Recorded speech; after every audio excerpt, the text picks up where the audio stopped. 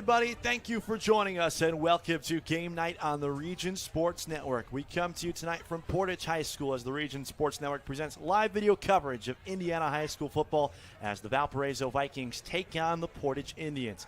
I'm Kevin Malayer, now the play-by-play for all tonight's action, and joining me with the color analysis of tonight's game is Nick Russ. Good evening, Nick. Glad to be with you for a very fun but very important rivalry game. Yeah, it's a very important game, like a classic Dueling Conference matchup between the Portage Indians here and the Valparaiso Vikings.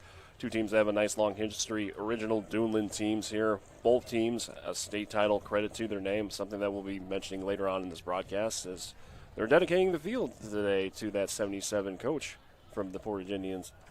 Yeah, going to be a really fun battle. These are two teams desperate for a win. Valparaiso comes in 1-6, 1-4 in Dueling Conference play. We'll stay on them first. They've been in it pretty much every single game. Now the question is, can they play a full 4 quarters? Yeah, it hasn't been like the most stellar season for Valparaiso, according to other past seasons, as the color guard has come on to midfield. With that, we will step aside. The pregame show will roll on right after this. This is Game Night on the Region Sports Network, the only game in town. Hi, my name is Mark Macknick. I'm the owner of Mark Macknick CPA firm in Highland, Indiana on Kennedy Avenue. I've been working with Region Sports for years now. Started working with Chris years ago, just on some special projects, advertising here and there. After a while, kind of increased the advertising. Mainly was doing it for the community involvement. It's such a great network and program they do with the high school sports. But as time went by, I started getting on there more frequently. And then the phone starts ringing. And I was getting calls all the time from people. Hey, I saw your ad on so-and-so football game. I saw your ad on a basketball game. And it's really helped my business. It's increased the volume. We're a tight community in Northwest Indiana, sports-wise, and just a lot of community involvement. So that's mainly why I got into it. I remember watching one game. It was a basketball game, and I think there was a little bit of an altercation. And as the altercation was happening, my ad was right on the bottom, and someone typed in, "I wonder what Mark Macknick's thinking right now." And I was thinking, wow, this is awesome. It's really been a great feature for my business. It's the only advertising I do. I don't advertise anywhere else other than Region Sports. It's for the business, but mainly for the involvement with the community. I played high school baseball here in Highland, and ever since I've been advertising on Region Sports, a lot of my old coaches are now my clients. A lot of my old teammates come in here. My recommendation, if you're a business here in Northwest Indiana, I think Region Sports is, for your money, it's one of the best places that you can advertise. I mean, I can advertise on billboards. I could do anywhere I want to. And I choose Region Sports, mainly because I get a lot of feedback, especially on the high school level. A lot of the parents, if they can't make a game, they're watching it online. They're watching a replay, the grandparents. So it's done wonders for my business, and it's my go-to for advertising. It's the only spot I would advertise. So if you're a business owner in the area, really look into advertising on Region Sports. It's going to be well worth your money, and you'll make tenfold on what you're spending. Region Sports Network, they're the only game in town, but they're more than just a game.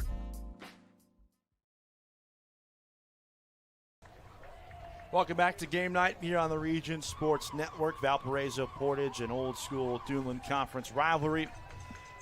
And set to commence in a few minutes. Valparaiso getting set to take the field along the far sideline. Vikings, like we mentioned, 1-6 on the year, 1-4 in Dueling play, but they've been in so many close games this year. It's about playing a full 4 quarters. It's the big storyline for a team that, because of what they've done in recent years, that state title run a couple of years ago, naturally going to be high expectations for Bill Marshall's program. Yeah, when you have a long period of success like that, you kind of expect to have an elevated level of play. But this is a young Valparaiso team, a lot of underclassmen, and a lot of faces that are going to be back next year. So this is kind of like the learning stage for this team. Like, you're taking your lumps now. It's not been the best season with the 1-6 record, but you've been in each game. You've been fighting. Last week against the Maryville Pirates, they were like within a score at halftime of that game, and then in the second half it just got away from them as the Indians come running onto the field. It's their senior night. Seniors getting one final opportunity for a home win in front of their home crowd before the season finale next week. And this is an opportunity for them to try to, get a good right story there and get some momentum before the end of the regular season. Year one for Anthony Klimczak, not at all what I think anyone would expect it for him to do, and you feel really bad for him. Obviously, tough spot with everything that happened during the offseason when the coaching change occurred. They're 0-7, have yet to win a game in Duneland Conference play, but you and I have been talking about it off air before the game tonight. This could be the year. It's been a while since they've beaten Valparaiso. This could be the year to do it when the Vikings are down. Exactly. This is probably the best shot they'll have at this Valparaiso team. They haven't beaten the Vikings since 2016, which was the last time they had a winning season, if I remember correctly. So it's been a minute, and if you're a Portage fan, you feel you're due. If it's now or never. And senior night, rivalry night, perfect night here in Northwest Indiana as the coin toss is about to come underway. Four captains for each side will head to midfield as the crowd, most of them donned in pink. It's pink night for the student section. Cheerleaders and the players obliging as well with pink accessories, as it's time now for the Friday night forecast. Brought to you by our friends at Economy Electric Heating and Cooling. Tonight's forecast currently 65 degrees. Feels like it's 63 throughout the course tonight. Will drop down to the high 50s, so perfect fall Friday night football weather. Exactly. We had some rain that was in the forecast, but it didn't seem to have moved out of the area, so it's going to be nice, dry conditions. A bit of a breeze, but I think they'll be able to manage that. Yeah, light wind, 6 miles per hour out of the southwest right now. Could see gusts up to 13 miles an hour. That's the Friday night forecast, brought to you by Economy Electric Heating and Cooling, keeping you cool in the summer and cozy in the winter. We'll step aside for our final break. When we come back, kickoff between Valparaiso and Portage. This is Game Night in the Region on the Region Sports Network, the only game in town. At Strachan Van Til, we believe grocery shopping should be simple. Now, shopping is easier than ever with our new and improved website. Find what you need fast. Browse your favorite products, add them to your cart, and check out in just a few quick steps. Choose between convenient in-store pickup or let us handle the heavy lifting. From our shelves to your doorstep. Skip the lines, shop your way, and spend more time on what matters most. With our rewards program, enjoy incredible savings and personalized offers every time you shop. Shop online now at strachanvantil.com or download our app today. Hi, I'm Crowd Company's Lantern Man. If you're a contractor, it's my job to make your insurance coverage simple and affordable. Because I know time is money, I'll come to your business. Certificates and bonds are a snap. Wherever you are, whatever business you're in, we've got you covered. As Crowd Company's Lantern Man, I'm your insurance superhero. Crowd Companies, insurance professionals. Highland, Merrillville, and Michigan City. Welcome back. This is a Quintel kickoff. This kickoff and all kickoffs are presented by Quintel Incorporated. Quintel Incorporated handling jobs of all sizes throughout the country since 1994. Ryan Scanlon's back for the opening kickoff. James Parisi and J.Q. Varnado, the two deep men for Valparaiso. Portage defer their option after winning the coin toss, and away we go as Varnado will let it bounce over his head and into the end zone for a touchback. So here comes the Valparaiso offense, a group that's known for a dominant run game, but this year the key to success for this unit has been the arm of Kellen Hosek, their senior quarterback. Yeah, they've been spreading the ball around quite a lot with multiple targets, having over 20 receptions on the season.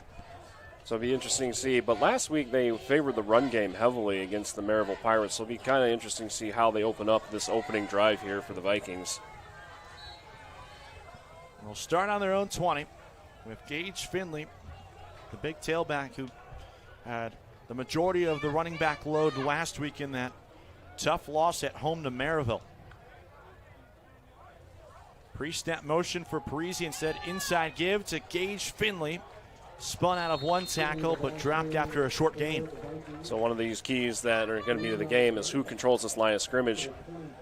As Valpo's a little undersized compared to some of the other squads in the Duneland, but at the same time, they were able to move that ball pretty well against the Maryville Pirates. Portage was able to corral some of that running game from Michigan City last week in their game, so it's going to see who can control that big cloud of dust there in the middle of the field. That adage, 3 yards in a cloud of dust. Yep. That was 3 yards there on 1st and 10. Hosek gun again. Split out right. And he'll go to the near sideline. It's caught. And picking up first down yardage is Sam Vennard, the 6-foot junior wideout. That's his 29th catch on the year. He's second on the team in receptions and receiving yards, and he moves the sticks. And it's our first down of the game, brought to you by Four Seasons Mechanical in Maryville, your Northwest Indiana heating and air conditioning specialist. Simple, quick slant. Portage being cognizant of the run, was kind of playing a little shallow, allowed enough space for them to get that quick little hit. So Hosek completes his first pass. Triplets tight to the right side. Straight drop back. Hosek looking that way. It's caught. Parisi near the 40, and he'll be spun down after picking up first down yardage. Sam Posovic, the team's leading tackler, brought him down after a gain of 11. It's another first down brought to you by our friends at Four Seasons Mechanical in Maryville. Visit them on the web at fourseasonsmechanical.com. They sent like some vertical routes and had him kind of do a little curl route there right at the line to gain for the first down. 3 positive plays on this opening drive for the Vikings. Exactly what the doctor ordered. Play fake, near side again, it's Parisi. Stumbles his way, and Posovic will wrangle him down. They're going to mark his forward progress at the 41, so that's the line of scrimmage. So you're seeing that matchup, Parisi against Posovic, strength on strength there. Yeah, you're probably going to see that quite a bit tonight. Great read by the Portage defense, though. They ran a little trap play to kind of draw in the linebackers, but they weren't fooled on that one. First play where Valparaiso didn't get a positive yardage. Hosek will pull it from Finley. Good decision there. Sutter steps his way across midfield. So there you see the legs of Kellen Hosek. That's part of the underrated feature of his game, is that he can run the football. Yeah, I believe he's the second leading rusher on the Valparaiso Vikings behind Gage Finley. So he is not afraid to pull down that ball and take off with it. And you'll probably see a couple draws, given how this offense is nice and spread out, how they play. That was good for 9 there. 3rd and short.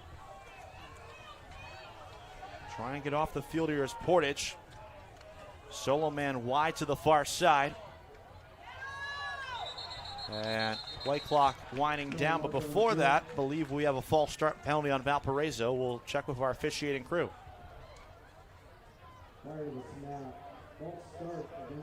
It is a false start, so that'll push him back 5. Complicates matters for this 3rd down. That's definitely Gage Finley territory. They were just in there, 3rd down and short. They love him in those goal-to-go situations. Instead, now it'll be 3rd down and 6 from the 45. Valparaiso in offense averaging just under 19 points a game this season. They're hoping a game against one of the weaker defenses in the Duneland can fix their woes before the season finale and playoff time. That one's dropped. Vennard was open at midfield. He started running before he caught it, and it's going to be the punt unit to try on the field there for Valparaiso. So there's a lot of good stuff there early from the Vikings, but they just fade out there in the end. They had the cushion there, and he had the step, and it's just the pass was behind him, and he couldn't hang on to it. Kind of similar to the earlier in the drive when they had a first down. I wonder if it was the same play, just on the opposite end. So this is Trevor Faudner, the punter. 35.9 yards per attempt on the year. He'll be kicking to Devin Fadley, and that one was booted out of bounds. It should give Portage solid field position prior to their first possession of the game. And we'll see where they spot it at the 32-yard line.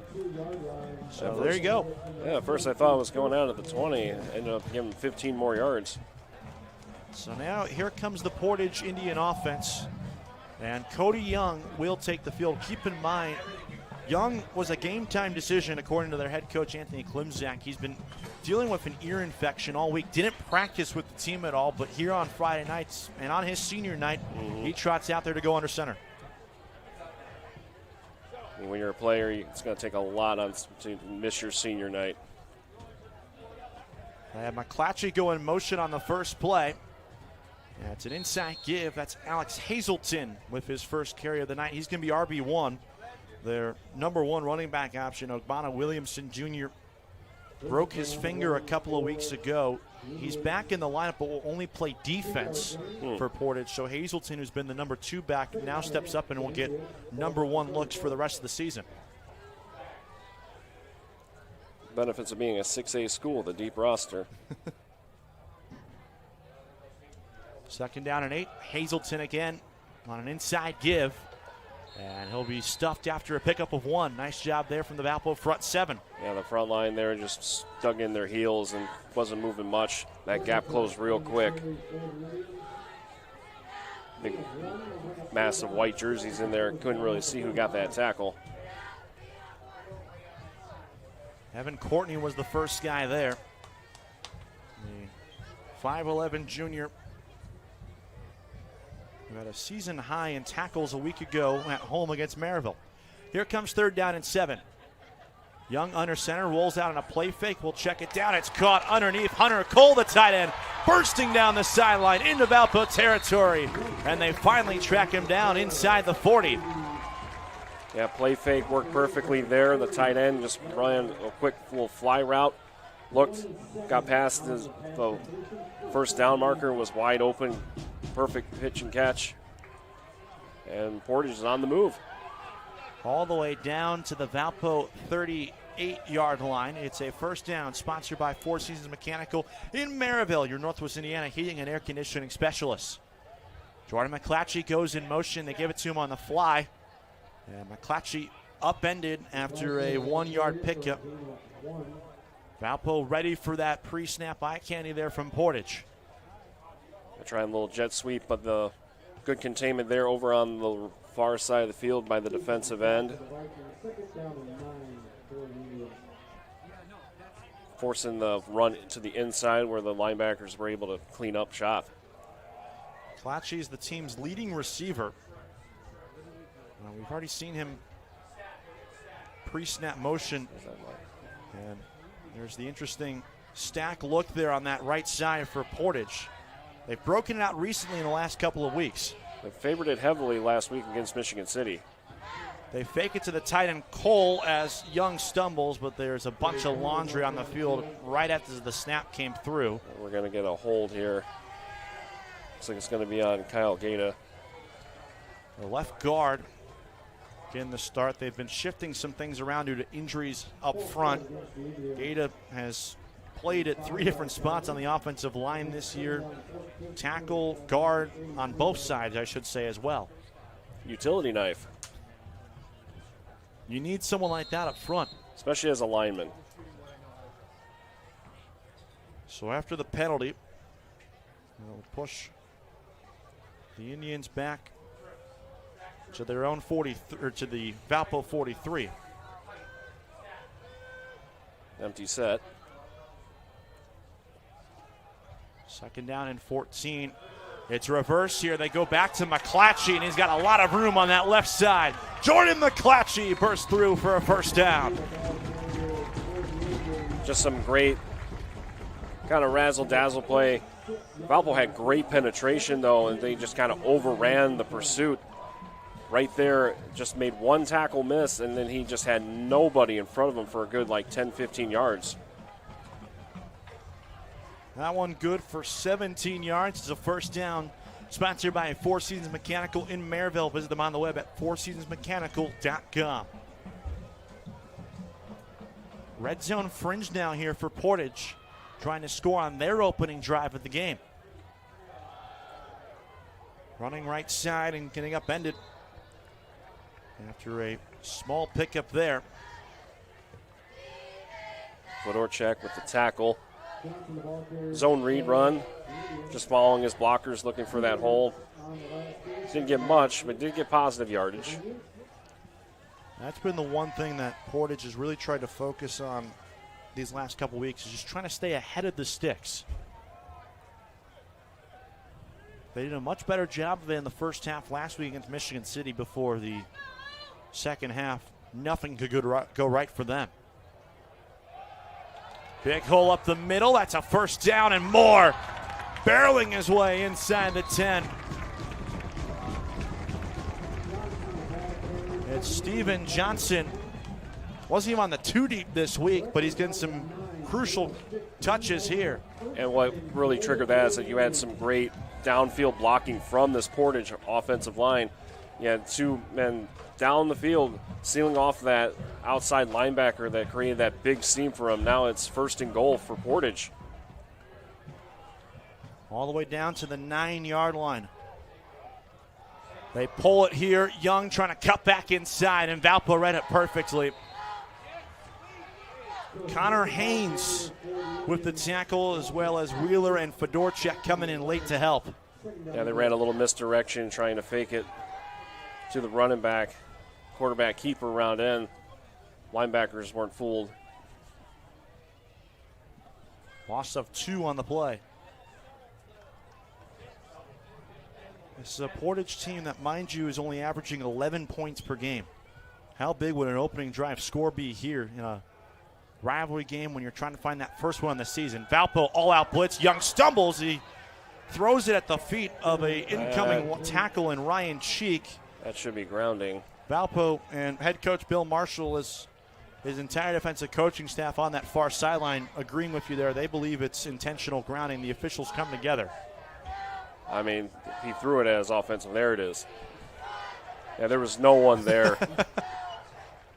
Well, no one there for him. Ryan Cheek was right there. Yeah, they brought that blitz perfectly timed, and like he had nothing.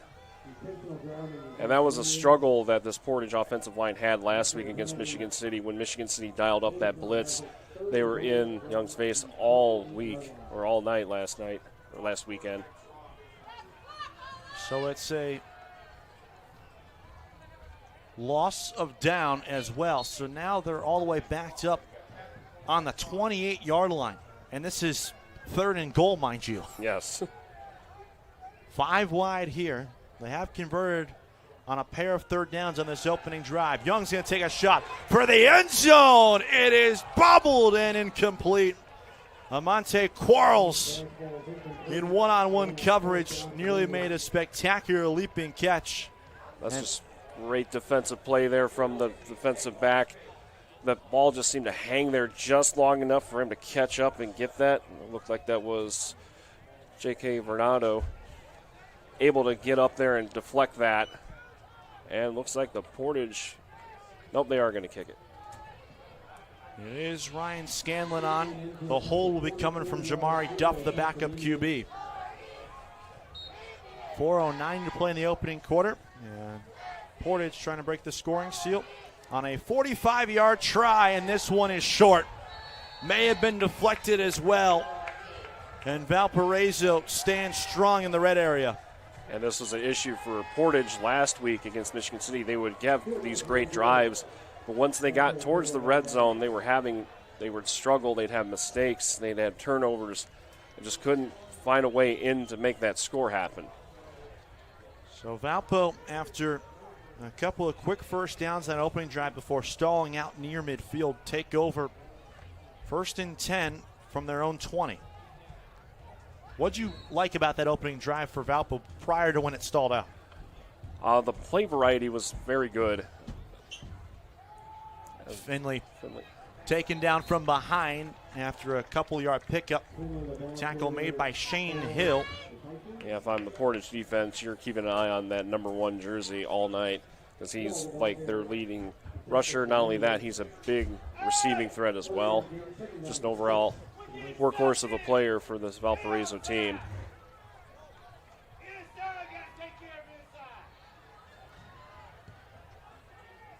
Second down and 6. Hosek claps a couple of times, finally takes the shotgun snap and gives it off. Finley taken down behind the line of scrimmage. Portage ready for it again. McClellan in there, as well as Tristan Burleson, the middle linebacker. Yeah, some great penetration. Looks like they might have brought a run blitz there. Valpo overloading the strong side line of there with an extra tight end kind of sitting behind. It's part of their formation. So 3rd down and 7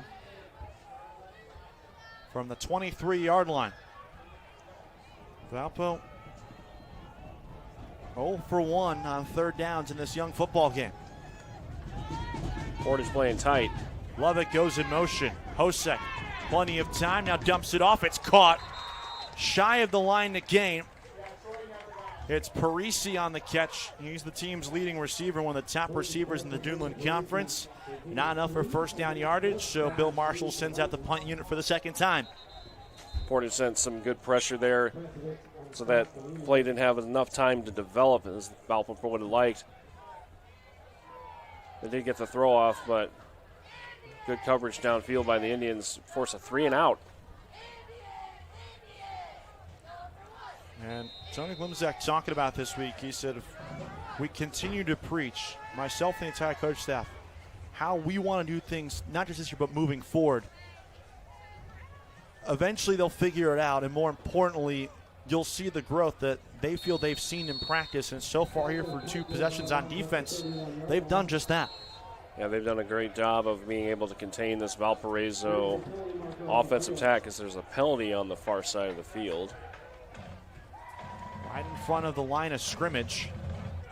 It's usually a formation penalty of some kind.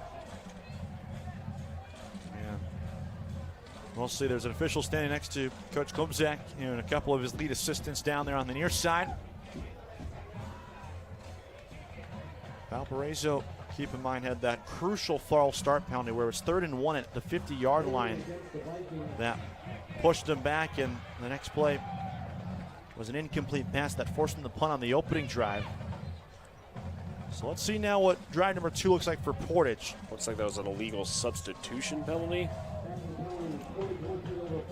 That was the one that killed Valpo a couple weeks ago in their rivalry game against Chesterton, where the Vikings' 13-game losing streak to their Campbell Meridian Road rivals came to an end. Portage looking to do the same tonight. Young looks left, has a man. He's hit immediately by Nick Fry. The pass was caught by Devin Fadley, who picked up his first touchdown of the season 2 weeks ago at home against Chesterton. 14.5 yards per reception. That one was good for 5. And when Portage had the struggle against Michigan City with that in pass blocking, one of the ways you can negate a pass rush is having these quick little short curl routes like that.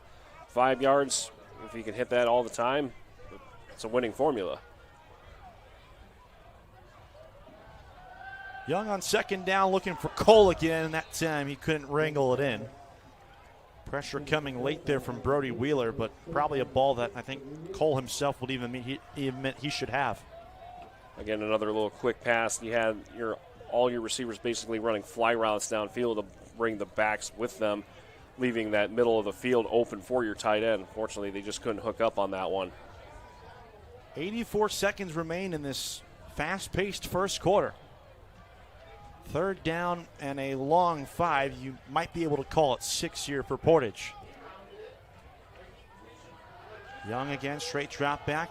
Looking inside, it's caught. McClatchy, the team's leading receiver, shakes off 2 tackles and finds his way into Valparaiso territory for a first down. It's sponsored by our friends at Four Seasons Mechanical in Maryville, your Northwest Indiana heating and air conditioning specialists. And they just beat the zone there. Valpo's sitting in the zone. He went with a quick little inside slant that went down about 6-7 yards, enough to get past the sticks. Made a man miss and got a little extra yards after the catch. Good for 13 yards there. McClatchy, who is tied for 6th in the Duneland Conference in receiving yards with Lewis Raffin of Chesterton entering the night. How about this? An inside give to the backup quarterback, Jamari Duff. They're getting creative on that near sideline. That's good for 11 yards and an Indian first down. It's sponsored once again by our friends at Four Seasons Mechanical in Maryville. Visit them on the web at fourseasonsmechanical.com. Looked like that might have been a little run-pass option. They had the backup QB. It's in there, ready to take off. It's Jamari Duff, who... He won't run, too. Inside run, the tight end Hunter Cole. lowers his shoulder, legs churning, and they finally halt his progress at the 33. But going back though to that run there to Jamari Duff, throughout the week when you hear the starting quarterback wasn't practicing, fighting his illness, you're likely thinking, all right, he's going to be the guy getting the start on Friday night. Right. He's now back in that QB2 role, but they've certainly gotten creative with him. As that right there, that 3-yard pickup from Cole will end our opening quarter. We are scoreless in a good one here in a old-time Duneland rivalry game. After one, no score on the Region Sports Network, the only game in town. Thinking about what to do after high school? Consider a career with Boilermakers Local 374. As a Boilermaker apprentice, you'll earn while you learn. We offer excellent wages and benefits, and as part of our no-cost hands-on apprenticeship program, you'll learn from the best in state-of-the-art training centers and on the job. Become a union Boilermaker and get on your way to a great career. Find out more, visit www.local374.org or call 219-845-1000. From lighting up Friday night football to powering the classrooms that shape the students of Lake County, IBEW Local 697 is proud to support our region schools and the communities we call home. A career as a union electrician could be your next great move. Your next cap might be a hard hat. IBEW Local 697, powering futures, powering the region. Welcome back, second quarter, and 2nd down and 7 for Portage, who are driving yet again. They'll swing it out. It's a acrobatic catch by Steven Johnson, who turns what looked to be a near incomplete pass or a catch for a loss into a 2-yard gain. Something from nothing. Check that. They're going to say actually he lost a yard. So I guess his knee hit the ground prior to when he was sprawled forward. So it is actually a negative play there. Now it brings up 3rd down and 8.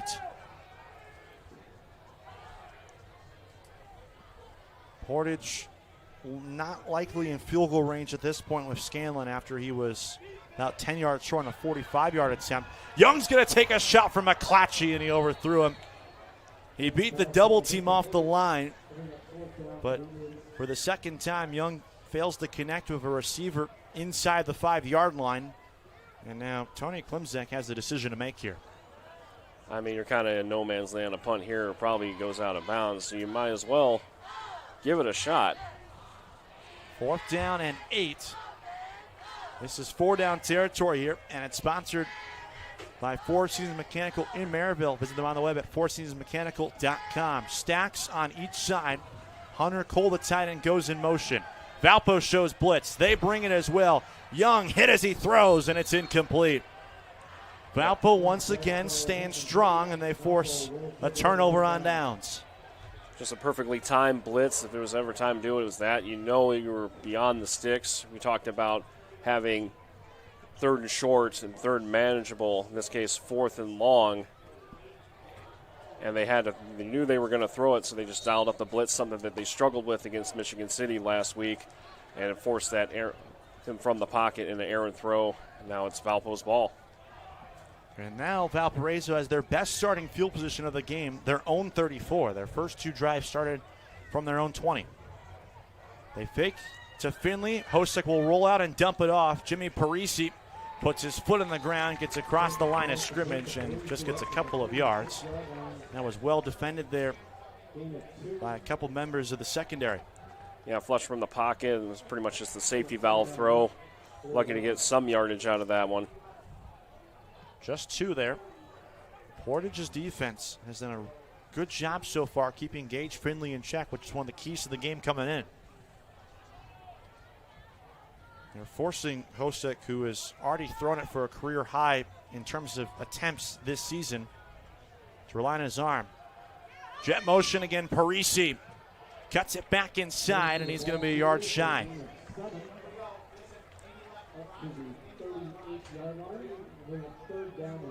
Some good blocking up front. Parisi with the jet sweep. Not only is he a threat for receiving, he also do a lot of end around action like that, you'll probably see that a few more times. Here's 3rd down and 1. Finley sidecar to left. They love him in this situation. You can see why. He just powers forward for a Viking 1st down. And it's sponsored by our friends at Four Seasons Mechanical in Maryville, your Northwest Indiana heating and air conditioning specialists. Yeah, nothing to flash or anything. Just lower your shoulder and just drive in forward. Again, having 3rd and short, Finley just follows his center right up through the front gap. That one was good for 6 there from the 49. Finley again into Portage territory to the Indian 47. Portage had some initial penetration on the right side there, but Finley able to navigate that. Watching him against the Maryville game, like he was pretty slippery, bouncing off of contact very well. And he did some of that here. Career high 139 rushing yards a week ago against a top 10 ranked Pirates squad. It was his first career game over 100 rushing yards. Going empty here. 2nd down and 6. Pressure from the edges. Hosek goes underneath, and it's short of Mateo Machiche, the tight end, on that crossing pattern. And now here comes 3rd down and medium. Yeah, it looked like they were initially looking for something downfield, but it was well covered by the Portage secondary, so they had the crossing routes that were kind of medium option, and he had to hurry up and throw that because his pocket was collapsing. So overall, a good defensive game so far by this Portage Indian team. They have executed well for a team who has given up just under 400 total yards a game this season. 3rd down and 6 here for Valparaiso. What do they cook up here, trying to extend a drive? Hosek to pass. He finds Lovick inside the 40. Spins out of one tackle, and he's finally dragged down by Posovic inside the 35. That's a big-time completion there. It moves the sticks, and it's another Four Seasons Mechanical 1st down, sponsored by our friends at Four Seasons Mechanical in Maryville. Visit them on the web at fourseasonsmechanical.com. So you had some options on the right side there that were going in towards the middle of the field, but he had a little slant that was going towards the boundary, which kind of created that separation that they needed to beat that zone and get the 1st down. Hosek pulls it. It's a great decision, and away he goes. Touchdown, Valparaiso. Yeah, they were looking at Finley the whole way, and then it was just a perfect misdirection. We had brought up how he can bring down that ball and run. They fake it to Finley, and he had nothing but green grass in front of him, and now it's 6-0 Valparaiso.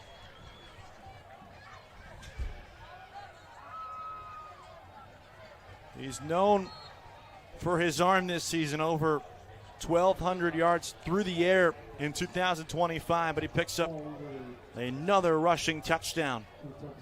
And Trevor Faudner looks to make it a 7-point game, pending the PAT. And they will blow this dead. I believe someone on that far side jumped off there for Portage. We'll obviously check the marker. And they did. So now a decision here. And Valparaiso will decline it. And will redo the try. It would have been half the distance to the goal, so really, realistically, you gain maybe 1.5 yards. So here's Faudner, 14 of 15 on the season. Had an extra point blocked in the opener against Penn, and this one nearly blocked. He got it off just in time, and it's through to make it 7-0 Valparaiso. We'll take a quick 30-second break. This is Game Night on the Region Sports Network, the only game in town. Four Seasons Mechanical proudly serves Northwest Indiana, providing quality, reasonably priced, reliable service. With a quality and comfort guarantee, the professionals at Four Seasons Mechanical offer a wide range of services in heating, ventilation, and air conditioning. Whether it's residential or commercial, Four Seasons Mechanical is there 24/7. To find out more, the website is fourseasonsmechanical.com or give them a call at 219-756-7020. Four Seasons Mechanical, your indoor air quality specialist. Welcome back. Visit regionsports.com, Facebook/RegionSportsNation, Instagram, and Region Sports Network YouTube for this week's Home Improvement Top 10, presented by Enigenberg Exteriors. Enigenberg Exteriors. You can find them on the web at ebergexteriors.com. As we're set here for Faulkner with another Quintel kickoff. This kickoff and all kickoffs are presented by Quintel Incorporated. Quintel Incorporated, handling jobs of all sizes throughout the country since 1994. Valparaiso capitalizing the Hosek touchdown. And they'll send the defense back out there. It'll be Amante Quarles who will take it from inside his own 5. Blockers out in front as Quarles puts his foot in the ground and is leveled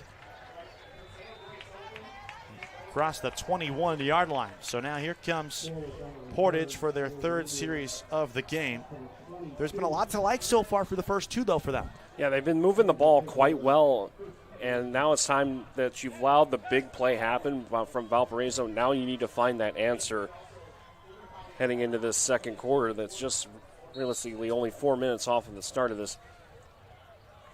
You have the keys there. It's just like they just have to avoid the mistakes as they get further down the field. So they start from their own 22. A lot of bodies back there and spinning forward, Jamari Duff. And that right there is a first down. It's sponsored by our friends at Four Seasons Mechanical in Maryville, your Northwest Indiana heating and air conditioning specialist. But we talked about the amount of commotion in the backfield. It's likely going to drive them back behind the line of scrimmage. They're going to call it for an illegal motion. I was wondering, there was quite a bit of movement there. Too much movement. Causing confusion and delay on this offensive drive. Well, we talked about the mistakes that Portage was having on their offensive drives that were being detrimental to them. Here, right there, first play. Now you're starting from beyond the sticks. So far, they've gotten all the way down to the Valparaiso 9 before they went backwards and settled for a missed field goal. McClatchy on a screen, and it's going to go nowhere. That was well read by Ethan Poisel, the senior. Yeah, it looks like they were playing man, just stayed on his guy, read the quarterback. The screen looks like it didn't get anything. Didn't lose anything, but now you're facing a 2nd and long. Exactly the opposite of what you want here in this situation. Now chasing points against your rivals on your own home field, especially in front of a energized crowd who you can tell, obviously rivalry games mean a lot, but in a season like this, all the more important to knock off your rivals. Young on a design rollout to his left will fire it down the seam for McClatchy, jump ball, and it goes through his hands. He got around J.Q. Varnado. It's like he just was just a little bit behind. It was a great call. Design roll out to create that separation, to give him the time and space to unleash that throw we talked about off air, how he has that arm strength and lets that thing fly. And unfortunately, it was just well defended as well. So we have a timeout. Portage will take it, so will we. This is Game Night on the Region Sports Network, the only game in town. Thinking about what to do after high school? Consider a career with Boilermakers Local 374.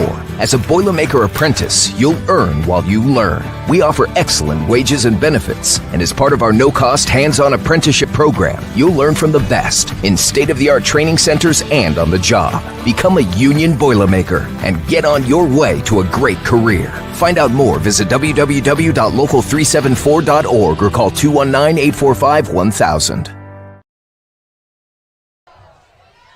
Check out the IBEW Local 697 electrifying plays from this week's football action. Visit regionsports.com, Facebook/RegionSportsNation, or on Instagram. The electrifying plays presented by IBEW Local 697. IBEW Local 697, the electrical professionals. Portage facing 3rd down and 15 from their own 17-yard line inside the final 7 minutes of our opening half here tonight in a battle between two Duneland teams who have underperformed, but when you have a rivalry game, you throw out everything. It's all about what happens inside the lines. Exactly, and like, especially when you have similar records on the year, you feel like there's kind of more to this. You know, you feel like if Portage can get this W, that'll make their year. First time they hadn't beaten them in 2016. Young will take a shot again, looking for Fadley, and he's got it. Did he get the foot down? No, he did not. Spectacular catch, but maybe just a couple of inches too far outside of the senior wideout. Great wheel route that went up the sideline. He got the separation he needed, and the pass was there. Unfortunately, it carried just too far out of bounds. And now they will punt it away. So they had a first down on their opening play of the drive. They got called back due to an illegal motion. And they go 3 and out afterwards. Cody Young punted that one, and it rolls out of bounds inside the Viking 40-yard line. So good field position here for Valparaiso, fresh off a 7-play, 66-yard drive, capped off by their quarterback, Kellen Hosek, recording his second rushing touchdown on the year. Now, if you're Portage, you got to try and flip this field and get that 3 and out and get that ball back. Worth pointing out that Portage deferred, so they will get the ball and start the second half. Valpo trying to make it a 2-score game before the half, with their best starting field position yet, their own 35-yard line. Hosek keeps it himself, has a lot of space on that left side. Good blockers out in front as Hosek powers his way into Portage territory for a first down. He got all the way to the Indian 44. It's a first down, sponsored by our friends at Four Seasons Mechanical in Maryville, your Northwest Indiana heating and air conditioning specialists. Not too dissimilar from that touchdown run that they had just a few minutes ago. Fake to the handoff and keeper up the middle. So if they're going to be keying on number one, the running back, you're going to have that opportunity for the quarterback keeper. The last 2 plays for Valpo, Hosek runs of 34 and 21. He takes a shot, it's deflected, and it falls shy. It was actually his receiver, and Sam Venard, who punched it up in the air, which probably broke up what would have been an interception. Yeah, that was like wide receiver playing defender right there. It was wasn't like he was almost not expecting that. So now here comes second down and 10. Clock stops, which is important to note. Portage, should they try to get off the field and force a 2-for-1, have 2 timeouts left in their pockets. Pressure come. Hosek throws high, and it falls shy of any receiver. Parisi as well as Danzy in the area. Now here comes 3rd and long. So Valparaiso was trying to run like a double screen there because he had the short option to the left, but looks like he was going for the wide receiver option on the right. But the Indians were quick on the play, forced that quick throw. So far, Shane Hill and Aiden Ortiz, the 2 veteran defensive ends for Portage, have done a good job for the most part, wreaking havoc in the backfield against Hosek. Here they come again. Hosek, more time this time, and he's on target. It's Sam Venard with first down yardage to the 30. And this time, Valpo's offensive line being able to hold. Portage came with a delayed blitz after seeing that they had a quarterback spy, seeing that it was a throw that emptied out the center of the field there and was able to connect with his wideout, Sam Venard, get that first down, keep this drive going. 14 yards for number 14 of Valparaiso. And it's another Four Seasons Mechanical first down, brought to you by our friends at Four Seasons Mechanical in Maryville. Hosek on play action, rolling out to his left, trying to get rid of it, and a leaping attempt for Parisi, just out of his reach. That was, once again, though, all the focus on Gage Finley. They really allowed Hosek and Parisi to go 2-on-2 there. Mm-hmm. So, again, a design play fake, rolled out.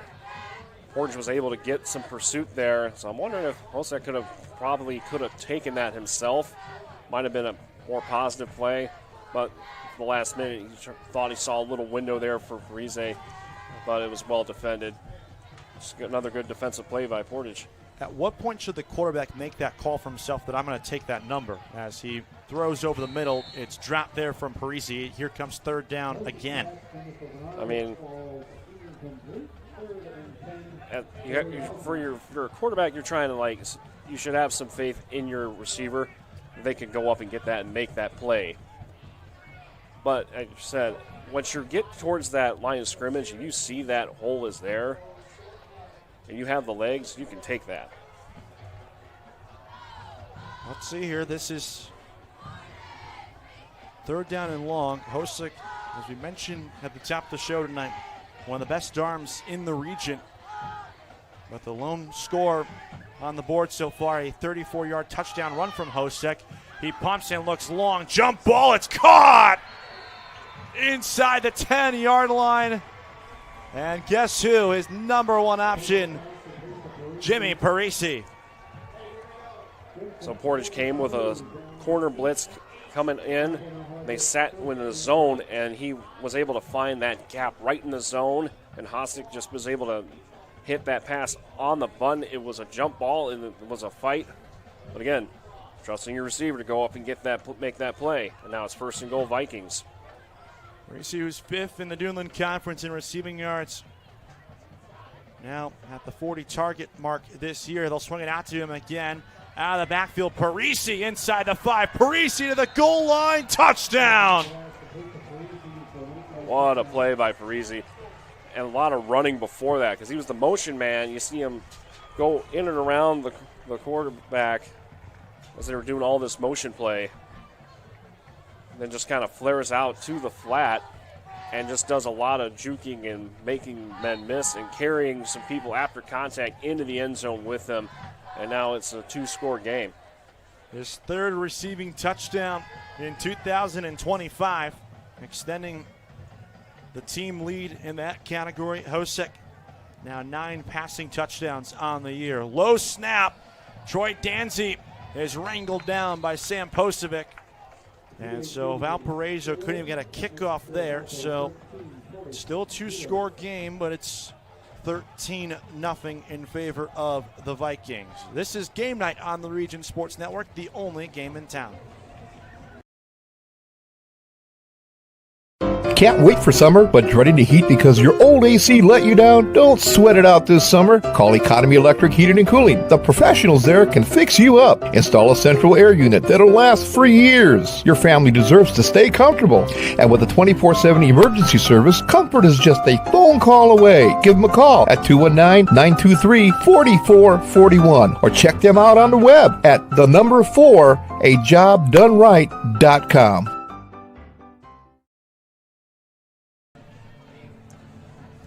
This scoreboard update is courtesy of your neighborhood Strachan Van Til Food Market. Strachan Van Til, your favorite Indiana-made grocery store.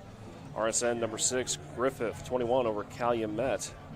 No score for the Warriors. Hanover Central hanging in there with the Andrean 59ers, only down 7-0 in the second. The Wheeler Bearcats up on Whiting, 14-0. RSN number 1, Crown Point leading Chesterton 21-3. Bowman Academy up over Tri-County 14-6. As the kickoff is underway. And it will be Quarles from inside his 5 again. Blockers out in front as Quarles reaches the 25-yard line. Continuing on, a bit of an upset brewing. LaPorte leading Michigan City 7-0. Yeah. Over in the NCC, the Hoover Bricky is leading the Morton Governors 13-0 in the second quarter. And Lowell leading the Munster Mustangs 14-0. And then follow all tonight's Region scores live on the hometown scoreboard, streaming on youtube.com/Region Sports, facebook.com Region Sports, and regionsports.com, courtesy of your neighborhood Strachan Van Til. So first down and 10. And it'll be Johnson. Flag on the play, likely for a face mask, as Johnson burst through across the 45-yard line. A flag came in towards the end of the play as well. We're going to have dueling penalties maybe. And Valparaiso's lucky because there was a clear face mask that was thrown around the 30-ish yard line, and we will let our Duneland Conference officials go to work and when you have a run debating down and discussing field, all that breaks out like that, sometimes you get one of the receivers holding downfield. So this might end up being offsetting. Which the last thing Portage wants, that's a big run that puts them near Valpo territory. Inside 4 minutes to play. The Indians won the toss and defer their option, and you called it. Face mask on Portage, holding on Valparaiso. We will do it all over. Flip them around. Holding was on Portage. Face mask was on Valpo. Correct. They drew one another, is what I meant to say. Either way, it's first down and 10 once again from the 25.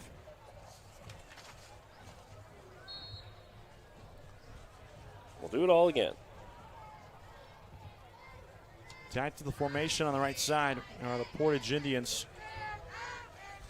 On their senior day looking for their first win of the year. It's an option look there as Hazelton will get the pitch. And he takes it to the 30. So another different look out of the backfield there for Portage. They've done a really good job changing their looks against this Valpo front seven. Yeah, keeping it guessing against this Valparaiso defense, and that ended up netting them 5 yards out of that. Didn't see too much of the option last week.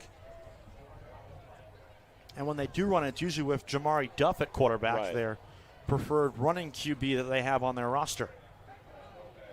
Traditional draw. This time it's Hazelton right up the gut.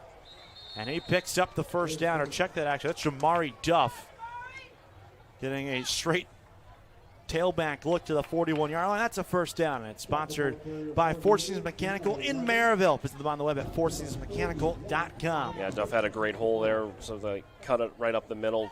So the offense was blocking down towards us, creating that nice gap as the Indians are on the move again.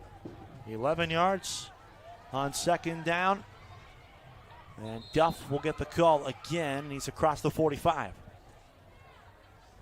Some more zone rushing attack here, because the offensive line was pushing towards the left side of the line. That created a nice little gap for him to cut back. So if you're Valparaiso, you're going to need to start having your outside linebacker kind of mirroring that edge to kind of seal off that gap. Inside 2.5. Portages have 2 timeouts left. Option again. Hazelton bust outside. Stumbles his way into Valparaiso territory with another first down. So Portage has been having some great success here running it off the tackles. We saw the zone read cut back to the outside. The options that they had, just this one and the one few plays prior. So they might be having something working here on the boundaries and the edges of this against this Valparaiso front seven. They haven't thrown it particularly well in this one. Most of their success on offense in this game have come via the run, to your point. They will throw it with Young, and it's caught. McClatchy diving forward. Ball comes out at the end of the play, but the official on the far side says his knee hit the ground prior to it coming loose, a yard shy of the sticks. Quick little slant, as we were mentioning. Commentators cursed there, you said. Exactly. You said that they were having struggles against the pass. Well, they just had a nice little pitch and catch there for 9 yards. That's just their 5th completed pass of the football game, though. And I believe they've all been little hitch routes, which is, again, playing into their strength. Johnson, a good cutback. Did he get there? No. He was pile drove into the ground at the line of scrimmage. So now here comes 3rd down and 1 with a minute to go. Portage has 2 timeouts if they haven't used either one of them on this drive. Valpo's ready for that run. I'd imagine if you're Portage here, probably look for either a draw or maybe more an option to the outside like they had earlier. Duff right up the middle, and this time he has first down yardage to the Valparaiso 34-yard line. It's a first down, sponsored by our friends at Four Seasons Mechanical in Maryville, your Northwest Indiana heating and air conditioning specialists. So when they have their tight end in the backfield there, he's pretty much, not only is he a tight end, he's also working as a fullback, essentially. So he was the lead blocker on that one. From the 35, Young rolling out, lofting one for the near side, and it falls incomplete. Fadley, the nearest man there, but he was still about 5 to 8 yards away from the football with Nick Fry in coverage. More like pretty much seemed like he was throwing that one away because, like, it was looking for a quick pass and he didn't have anyone really open. So he threw it for his deepest option. They knew if it fell, it was going to fall out of bounds. So here comes second down and 10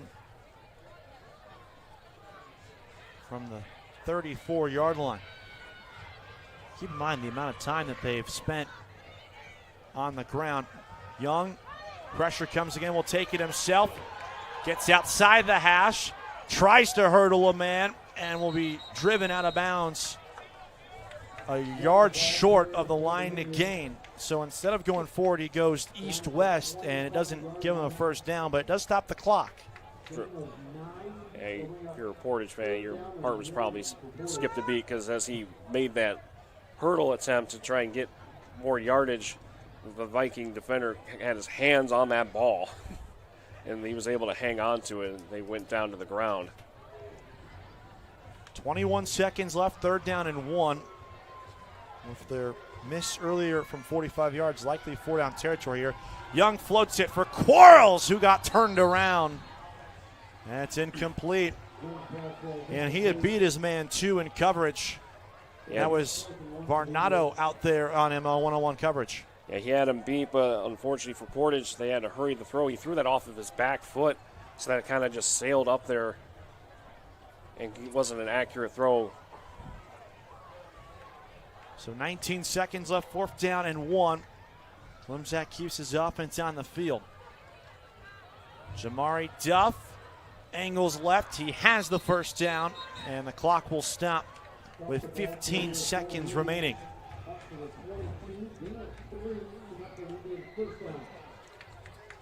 Three-yard pickup there. Just enough, but here we've come to the problem that this Portage team has had the whole game. They've been making it down here. They haven't been able to seal the deal. They've been having these mistakes. Now you're up against it with the clock here.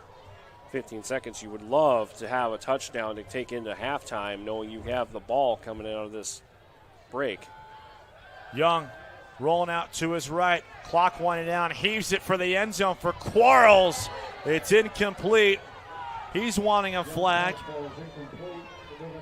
None given from the official in the secondary. It was a 50-50 ball. There was a lot of contact between him and Anwar Banks, the sophomore cornerback who's making a rare start tonight. I mean, there was some hand fighting there, but there was some bit of a pushing off as well. But I think it was a good no call. It was also an underthrown ball as well. If that ball's more on target, there's a flag leave the pocket there. I imagine they might. So now here's 8 seconds left. Play clock inside of 5 seconds. As Young has to get rid of this one quickly. Clock inside of 5. Looking front right. Pylon. It falls incomplete with 2 seconds left. McClatchy, the intended target. Varnado in coverage once more. I'm hearing field goal being yelled from the sideline, so I think they might be trying for a kick. And it will be trying to get some points on this board. Scanlon out for redemption. He was, I'd say, 8 yards short on a 45-yard try. This one more close. This will be a 38.5, 39-yarder, depending on how friendly you want to round. High snap spotted down. Scanlon sweeps the legs and puts it through. So Portage does come away with points before the half, and they cut the deficit to 10 as we've played a full half of football here at Portage High School. Well, at least they can go in with some points now coming out of this halftime break. The onus is going to be on Valparaiso to hurry up and stop them. Because now they've been having this momentum for this Portage offense, and you expect them to want to carry that in. They've been mixing it up. I expect more of that coming in here in the second half. This game isn't over yet. Far from over. Been a fun one so far. Valparaiso with 2 touchdowns. One on the ground from Hosek, one in the air with Parisi. And Scanlon comes through with a 38-yard field goal as the clock hits 0-0 in the half. 13-3 our score in favor of Valparaiso. You're watching Game Night on the Region Sports Network, the only game in town.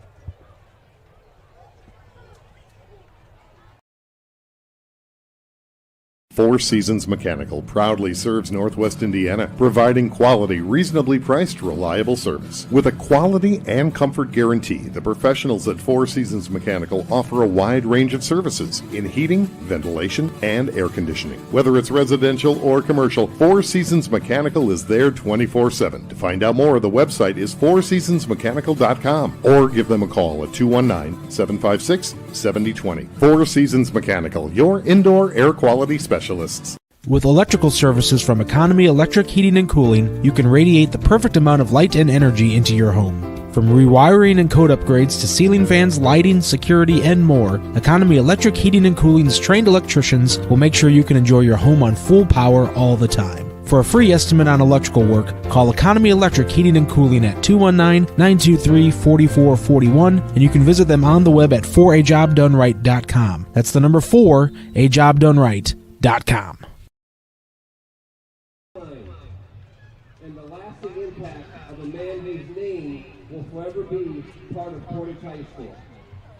Coach Klein led Portage football for 19 years. His teams earned 156 wins, 3 conference titles, 4 sectionals, 1 regional, and his career was highlighted by the 1977 Class 3A State Championship, a defining moment in Portage athletics.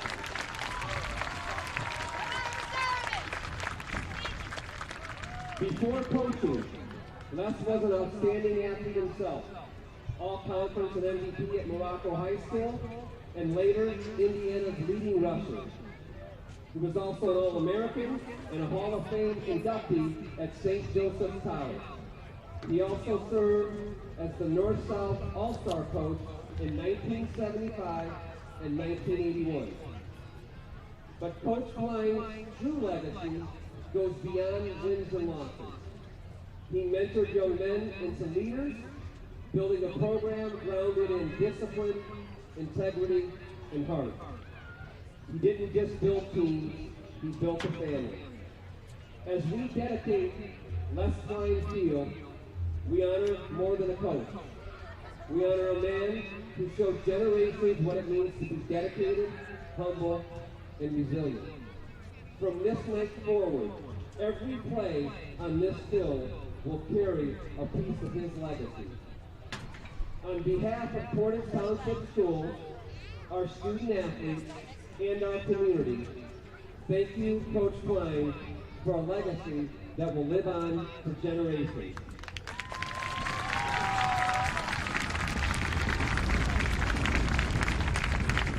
Portage fans, it is my great honor to officially dedicate this field as Les Klein Field. Football captains, please reveal the insignia.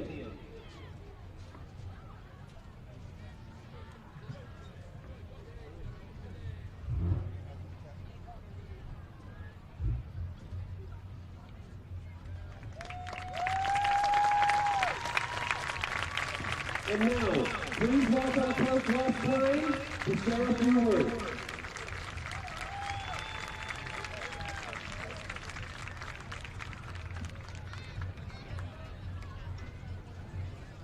Never in my lifetime did I think I would ever receive the honor of this magnitude. It took a chance of hundreds to accomplish it. I divided up into 4 groups. My family, my wife of 60 years, 30 children, my sister, Amy, and husband Joe. There was great support for great support. But it was the young players, the young women, to play the game. They played the fun of it. very successful in doing so, and I have my assistant coaches to thank for that. And for all those who were in the meet and greet, I am honored beyond belief. It was so great. So I thank you all. I always refer to the Portage as the Portage Big Red. You did. And it was always how deep the gut button was to reach down in there and bring it to Portage. And I have faith in the Big Red and in your team. And I'm looking forward to a great second half. Thank you.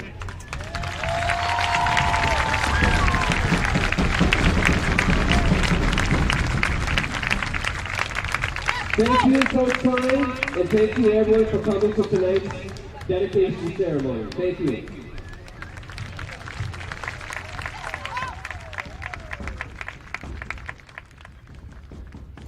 Really cool ceremony there,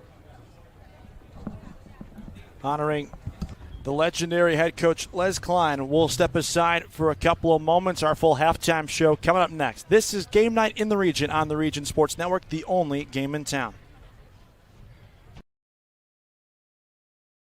Earn while you learn from the best hands in the business. The Bricklayers Allied Craft Workers for Indiana, Kentucky Apprenticeship. That's right, this is a paid apprenticeship. I'm getting an education while learning a trade and getting paid for it. The thing that surprised me the most about this apprenticeship program is the respect I've received after the proper time and training. Classes start soon, so apply now. There are training centers throughout Indiana and Kentucky. We are the Bricklayers and Allied Craft Workers for Indiana, Kentucky Apprenticeship. The best hands in the business.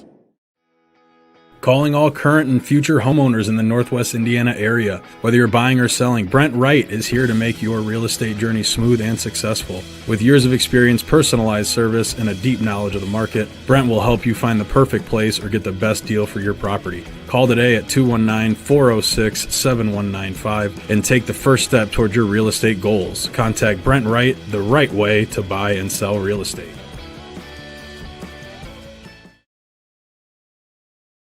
To make sure the time works.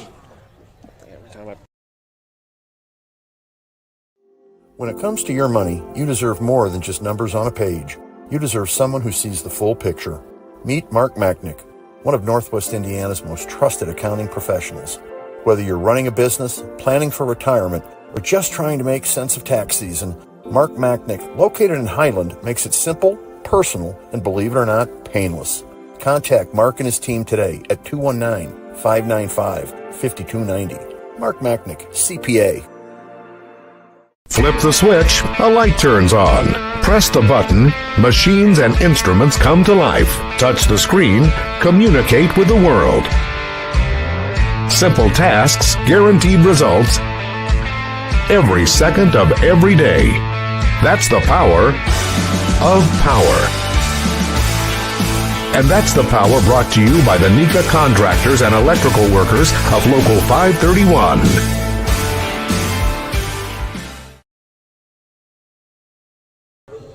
Follow all of tonight's Region football scores live on the Hometown Scoreboard. Streaming on YouTube.com/Region Sports, Facebook.com/Region Sports, and RegionSports.com, courtesy of your neighborhood Strack and Van Til. Shop online for delivery or curbside pickup at StrackandVanTil.com. Kevin and Nick enjoying your company. Bunch of fun scores nearing their halfway points as well, like we are here. Yeah, most of these are at halftime or close to it. Over in the northern half of Lake County, it's all Griffith Panthers over the Calumet Warriors, 42-6. The Andrean 59ers leading the Hanover Central Wildcats 14-0. RSN number 5, Wheeler Bearcats all over the Whiting Oilers 35-0. RSN number 1, Crown Point leading the Chesterton Trojans 42-10. Of course, Chesterton number 9 in the RSN poll. Bowman Academy winning leading Tri-County 14-6. And a bit of a interesting score. The Maryville Pirates, RSN number 2, only up 14-6 over the Lake Central Indians. That game is at halftime. We also have a upset brewing potentially at half.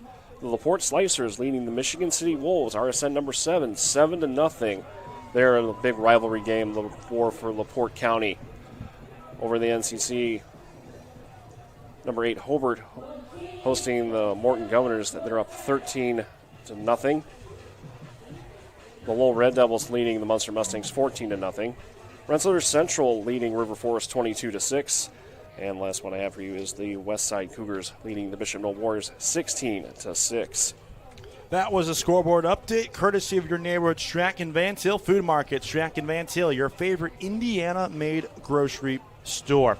Make sure to stay with us after the conclusion of the game when we'll name the Crown Companies Lantern Man superhero of the game. Crown Companies, the insurance professionals. We'll be back in a few moments after a word from these messages. This is Game Night in the Region on the Region Sports Network, the only game in town.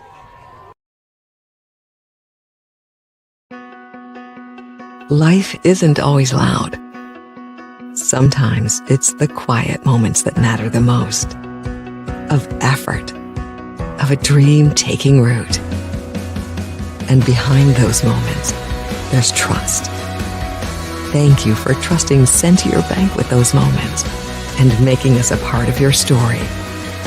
Thank you for the opportunity to earn your trust.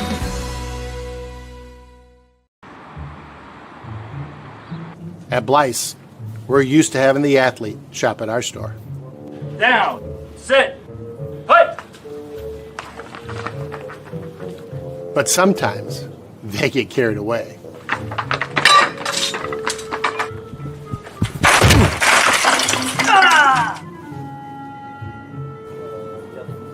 Blyce, this is where the athlete shops.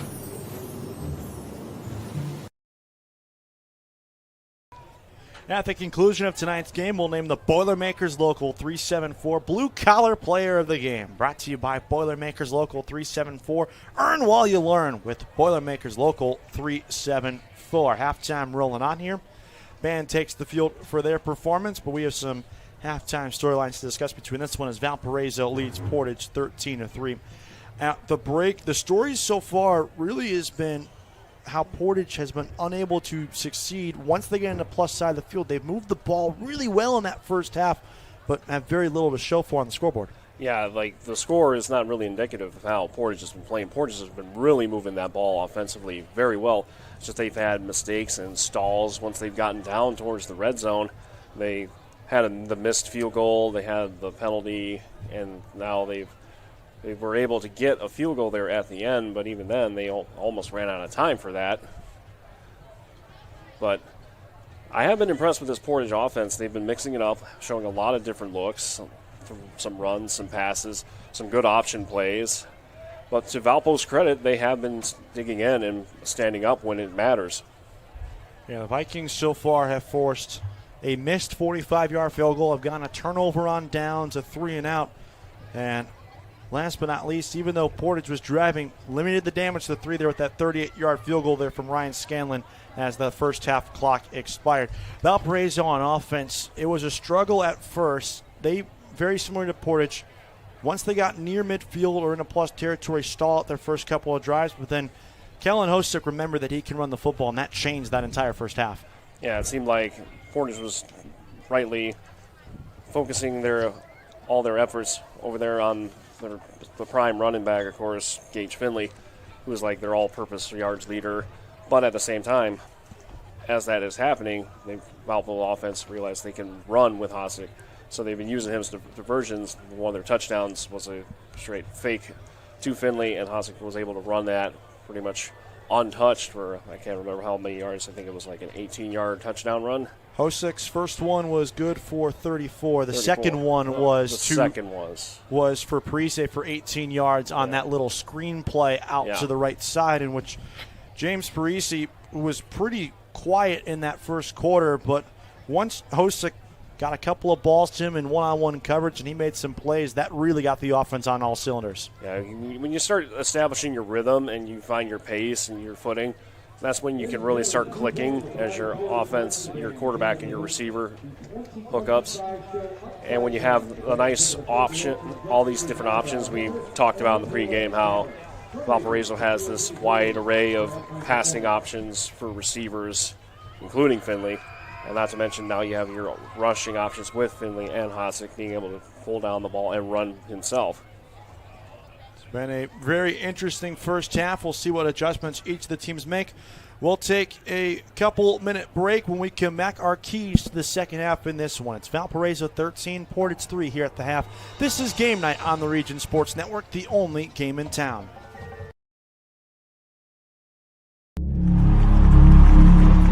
Some see a wrestling match. We see a 6-minute lesson in grit.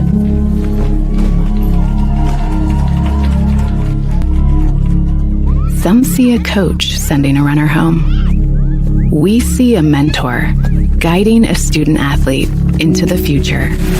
Proud to keep education in front of athletics since 1903. At Strachan Van Til, we believe grocery shopping should be simple. Now, shopping is easier than ever with our new and improved website. Find what you need fast.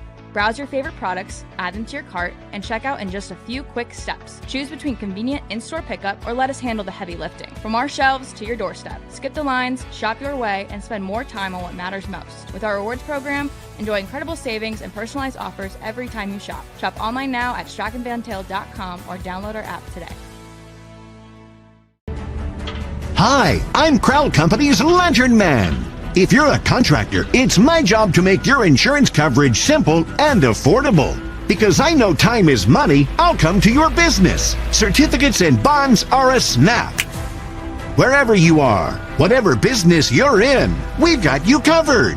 As Crowd Company's Lantern Man, I'm your insurance superhero. Crowd Companies, insurance professionals. Highland, Merrillville, and Michigan City. Thinking about what to do after high school? Consider a career with Boilermakers Local 374. As a Boilermaker apprentice, you'll earn while you learn. We offer excellent wages and benefits, and as part of our no-cost hands-on apprenticeship program, you'll learn from the best in state-of-the-art training centers and on the job. Become a union Boilermaker and get on your way to a great career. Find out more, visit www.local374.org or call 219-845-1000. From lighting up Friday night football to powering the classrooms that shape the students of Lake County, IBEW Local 697 is proud to support our region's schools and the communities we call home. A career as a union electrician could be your next great move. Your next cap might be a hard hat. IBEW Local 697, powering futures, powering the region. Four Seasons Mechanical proudly serves Northwest Indiana, providing quality, reasonably priced, reliable service. With a quality and comfort guarantee, the professionals at Four Seasons Mechanical offer a wide range of services in heating, ventilation, and air conditioning. Whether it's residential or commercial, Four Seasons Mechanical is there 24/7. To find out more, the website is fourseasonsmechanical.com or give them a call at 219-756-7020. Four Seasons Mechanical, your indoor air quality specialist. Stay with us after the game when we'll name the Proud to Be Union Player of the Game, presented by Ironworkers Local 395.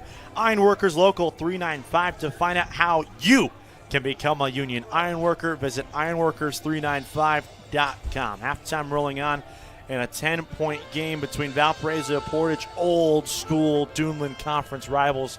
Getting together here on a Friday night, both teams desperate for a win. Vikings 1-6, Portage 0-7 on the year, and that was as tightly contested as 24 minutes can come by, despite what the scoreboard says. Nick, what are your keys for each side for the second half? So for Portage, you're going to want to try and get on that touchdown that's been eluding you this whole game right here from the get-go, because you're going to get the ball, and Valpo is going to know that too, so they're going to probably be dialing up those blitzes again, which they struggled with last week. We saw them struggle with it a bit here in the first half. So for Portage, they're going to want to try and, when they get in the red zone, make that count. Field goal, nice, you're on the board. Field goal's not going to win you the game, especially if Valpo is going to be continuing to mix it up and move the ball.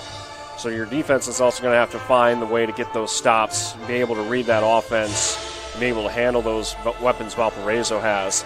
Another thing to keep in mind is that last week they had 3 turnovers on offense for Portage, and those will always be killer. It's hard to come back after a turnover, let alone 3. Now would be the worst time for that turnover bug to show up. For Valparaiso, you have found your rhythm on offense. You just need to keep doing that, and your defense has been doing the bend, don't break. So really, The onus is on Portage to make the adaptations to overcome that.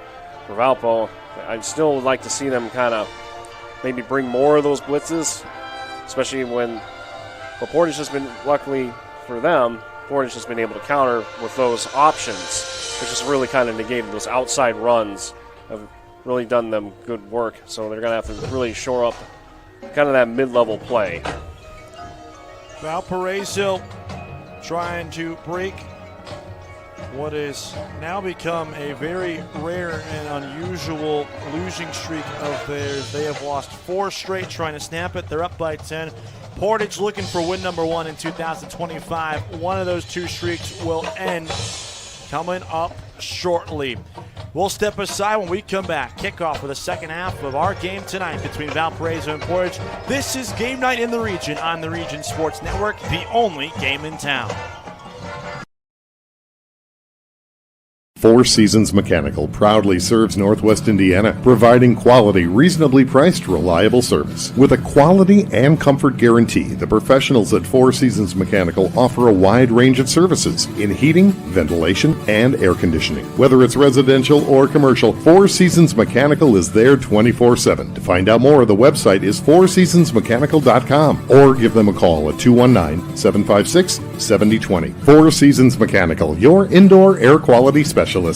With electrical services from Economy Electric Heating and Cooling, you can radiate the perfect amount of light and energy into your home. From rewiring and code upgrades to ceiling fans, lighting, security, and more, Economy Electric Heating and Cooling's trained electricians will make sure you can enjoy your home on full power all the time. For a free estimate on electrical work, call Economy Electric Heating and Cooling at 219-923-4441, and you can visit them on the web at 4ajobdoneright.com. That's the number 4, ajobdoneright.com.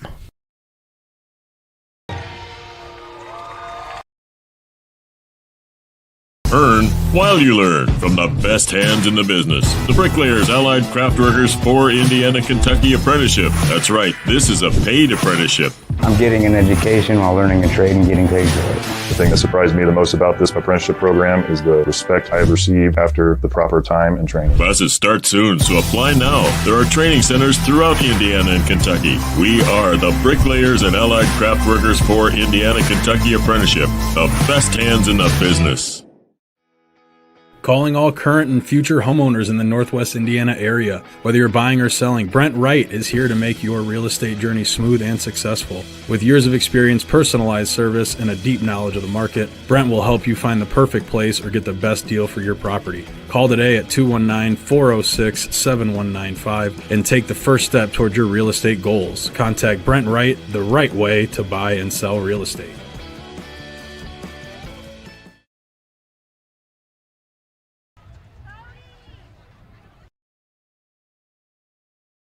With electrical services from Economy Electric Heating and Cooling, you can radiate the perfect amount of light and energy into your home. From rewiring and code upgrades to ceiling fans, lighting, security, and more, Economy Electric Heating and Cooling's trained electricians will make sure you can enjoy your home on full power all the time. For a free estimate on electrical work, call Economy Electric Heating and Cooling at 219-923-4441, and you can visit them on the web at 4ajobdoneright.com. That's the number 4, ajobdoneright.com. Earn while you learn from the best hands in the business. The Bricklayers Allied Craftworkers for Indiana Kentucky Apprenticeship. That's right, this is a paid apprenticeship. I'm getting an education while learning a trade and getting paid for it. The thing that surprised me the most about this apprenticeship program is the respect I have received after the proper time and training. Classes start soon, so apply now. There are training centers throughout Indiana and Kentucky. We are the Bricklayers and Allied Craftworkers for Indiana Kentucky Apprenticeship. The best hands in the business. Calling all current and future homeowners in the Northwest Indiana area. Whether you're buying or selling, Brent Wright is here to make your real estate journey smooth and successful. With years of experience, personalized service, and a deep knowledge of the market, Brent will help you find the perfect place or get the best deal for your property. Call today at 219-406-7195 and take the first step toward your real estate goals. Contact Brent Wright, the right way to buy and sell real estate. When it comes to your money, you deserve more than just numbers on a page. You deserve someone who sees the full picture. Meet Mark Machnick, one of Northwest Indiana's most trusted accounting professionals. Whether you're running a business, planning for retirement, or just trying to make sense of tax season, Mark Machnick, located in Highland, makes it simple, personal, and believe it or not, painless. Contact Mark and his team today at 219-595-5290. Mark Machnick, CPA. Life isn't always loud. Sometimes it's the quiet moments that matter the most. Of effort, of a dream taking root. And behind those moments, there's trust. Thank you for trusting Centier Bank with those moments and making us a part of your story. Thank you for the opportunity to earn your trust.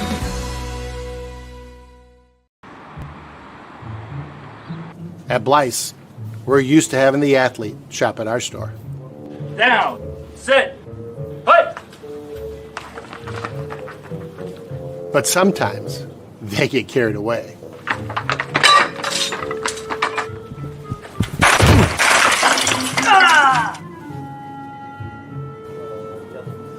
Blyce, this is where the athlete shops.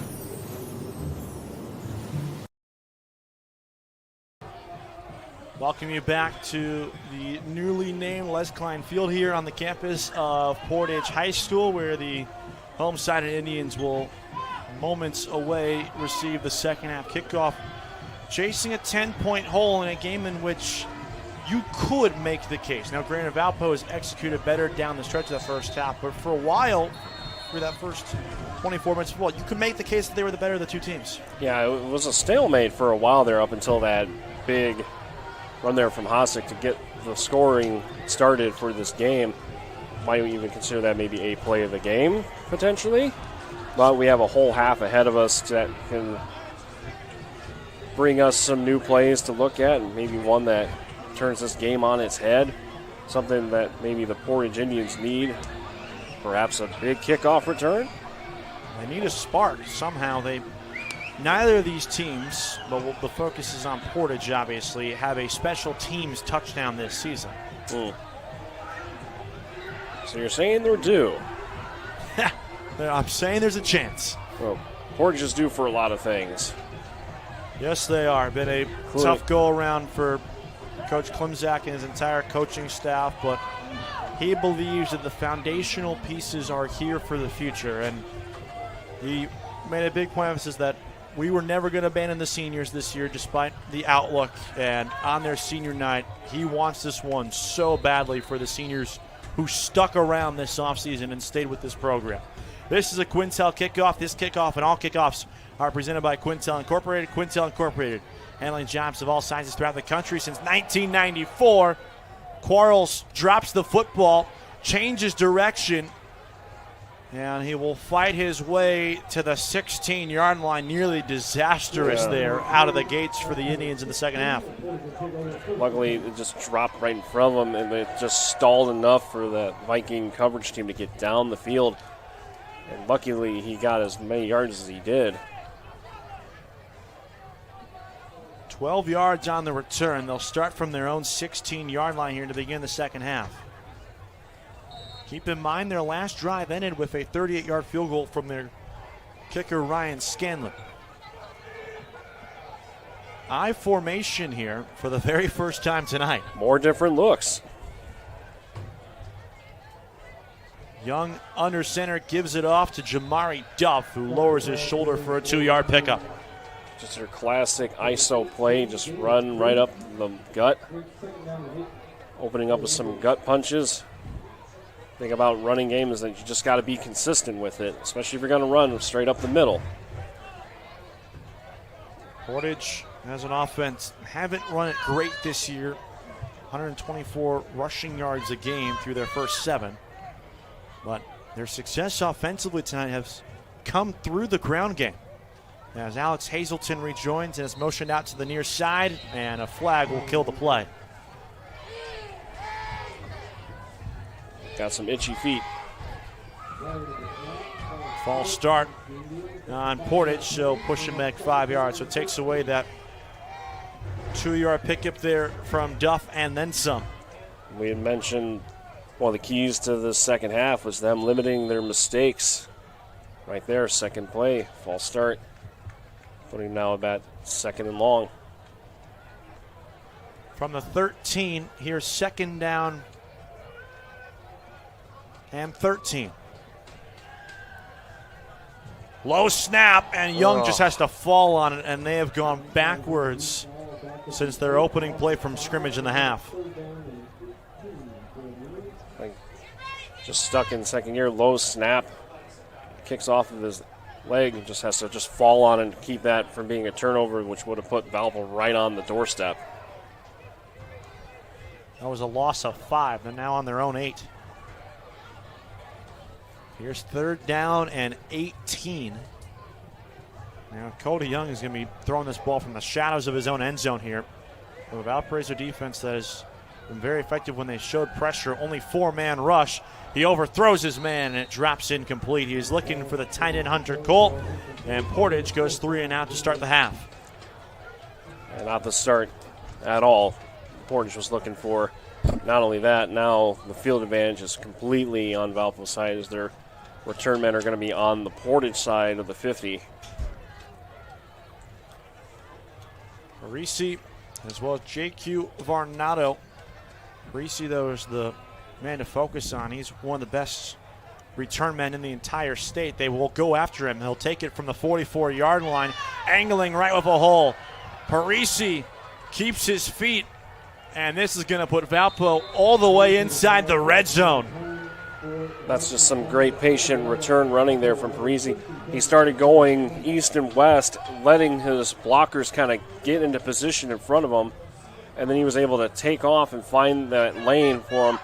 And fortunately for Portage, they had a lineman that was able to plant his feet and hold that block and actually pretty much drove his man that he was being blocked by into Parisi to stop him long enough to get that tackle. That was a 25-yard return. He now goes in motion to the far side. First play of the second half for the Valparaiso offense, and Finley is gobbled up by Anthony Alanes, the junior, who has only had limited tackles this season. That's his first solo tackle on the entire season. Oh, good one to have. And limits the damage from Finley to 2 on the play. Now, featured back as he is, Finley hasn't really been called upon that much in the first half. I expect to see that to change here in this second period, or the second half of this game. Parisi again, pre-snap motion. Finley, the ball carrier. Instead, it's Hosek who pulls it at the last moment and powers forward inside the 10 for a Valparaiso first down. And it's brought to you by Four Seasons Mechanical in Maryville, your Northwest Indiana heating and air conditioning specialist. That was good for 10 yards on the play from the Valpo QB. Hosek just playing a good read option there, faking the handoff to Finley and then just taking it for himself, something we saw them do quite a bit in the first half. Now they have 1st and goal. Finley stays in, attached to the left tip of Hosek. From the 8, here's 1st and goal. It's Finley this time. A great cut outside, and he will find pay dirt. Took a minute for him to get over there, but he got it. Touchdown Valparaiso, the 6th rushing touchdown of the year. We got a for flag Gage Finley after the play. And let's see. I think this is going to be an unsportsmanlike conduct on possibly Portage. He had an open angle inside the receiver who was blocking outside the numbers for him. Instead, tried to go around the receiver and nearly cost him. Yeah, I'm kind of confused as to why he took the path he did, but regardless, he made it to the end zone. Guess he wanted to add some dramatic flair to that short 8-yard touchdown run. That was just well executed, though, up front from Valparaiso. And let's check the flag. It'll be an unsportsmanlike conduct penalty on Portage. So the touchdown will stand, and I believe Valparaiso will just take this one. Yeah, I believe it seems like some words were exchanged after the play was over, right in front of the official on the far side there. So the Vikings will go for 2 to try to make it a 21-3 game. Keep in mind they had a PAT unsuccessful as they dropped it. Hosick flips it out to the motion man, Parisi, out of the backfield, and he walks in. So it's 21-3. They make up that bobbled snap from Troy Danzy on the previous PAT try, and it's now 21-3. Well executed from Valparaiso. We'll step aside. This is Game Night on the Region Sports Network, the only game in town. At Strachan Van Til, we believe grocery shopping should be simple. Now, shopping is easier than ever with our new and improved website. Find what you need fast. Browse your favorite products, add them to your cart, and check out in just a few quick steps. Choose between convenient in-store pickup or let us handle the heavy lifting. From our shelves to your doorstep. Skip the lines, shop your way, and spend more time on what matters most. With our rewards program, enjoy incredible savings and personalized offers every time you shop. Shop online now at strachanvantil.com or download our app today.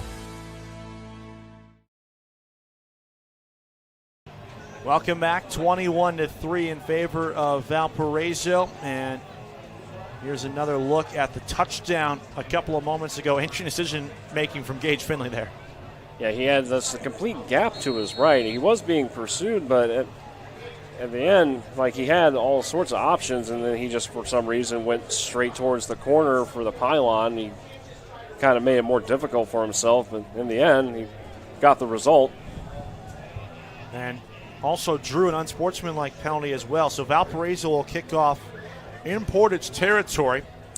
So this is the exact opposite of the start that I think this coaching staff for Portage and their fans in attendance tonight were hoping for out of the break. They had so much momentum going into the locker room, and so far all of it belongs to the visitors. Yeah, all that momentum has just been sucked right out of the building here. Clearly on the side in the white jerseys. As we're set for Faudner's kick, this is a Quintel kickoff. This kickoff and all kickoffs are presented by Quintel Incorporated. Quintel Incorporated handling jobs of all sizes throughout the country since 1994. He drives it through. It'll put Portage on the 20 to start their second possession of the half. So now you got to find some answer if you're Portage here. First drive out of the break went completely in reverse. Yeah, they started on the 16. 2-yard run to get to their own 18. False start, bad snap, so it's a combined 10 yards lost there, and then an incomplete pass. So they started on their own 16. They finished the drive on their own 8. Cody Young controls again, gives it off to Jamari Duff, and Valparaiso's edge was ready for that one. It's a 1-yard pickup there for the backup QB, who's gotten a boatload of touches as a running back in this one. Yeah, they were trying to do that zone read that they've been successful with. They tried to bounce it outside when it wasn't there, and Valparaiso was ready.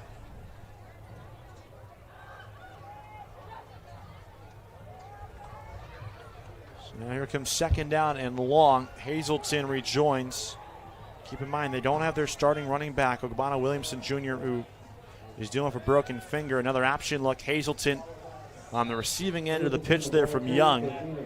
And only 2 more yards there. So now here comes third down and medium, but you're really on the range of third and long here with 6 yards to go. And for Valparaiso, you should be expecting more runs, but now with a third and long situation, you can expect some type of quick pass that Portage was successful with earlier in the game. So probably should see more expect a curl route or something to the flat here. Cole motions out, instead he throws and it's intercepted. Brody Wheeler inside the 20. The junior has his second interception of the season, the third of his varsity career, and Valparaiso's in prime distance to put this one away already in the third quarter. And we had mentioned how the turnover bug was a bad one for them last week, and here it is again. Just looking for that quick pass like I mentioned. Wheeler was just sitting there waiting, watching his eyes, made that great jump, and Portage was able to converge on him, because otherwise he had a good path in front of him. He could have took that to the house. It's the 8th interception thrown by Cody Young this season. Now Valpo starts on the Portage 15. It's Hosek who pulls it himself again. Another great read by the Viking quarterback, and he's inside the 5-yard line. It's another first down, sponsored by our friends at Four Seasons Mechanical in Maryville, your Northwest Indiana heating and air conditioning specialist. The QB draw, or option look rather, picks up 11. Yeah, Portage has not had an answer for this read option that they've been doing since they found some success with it.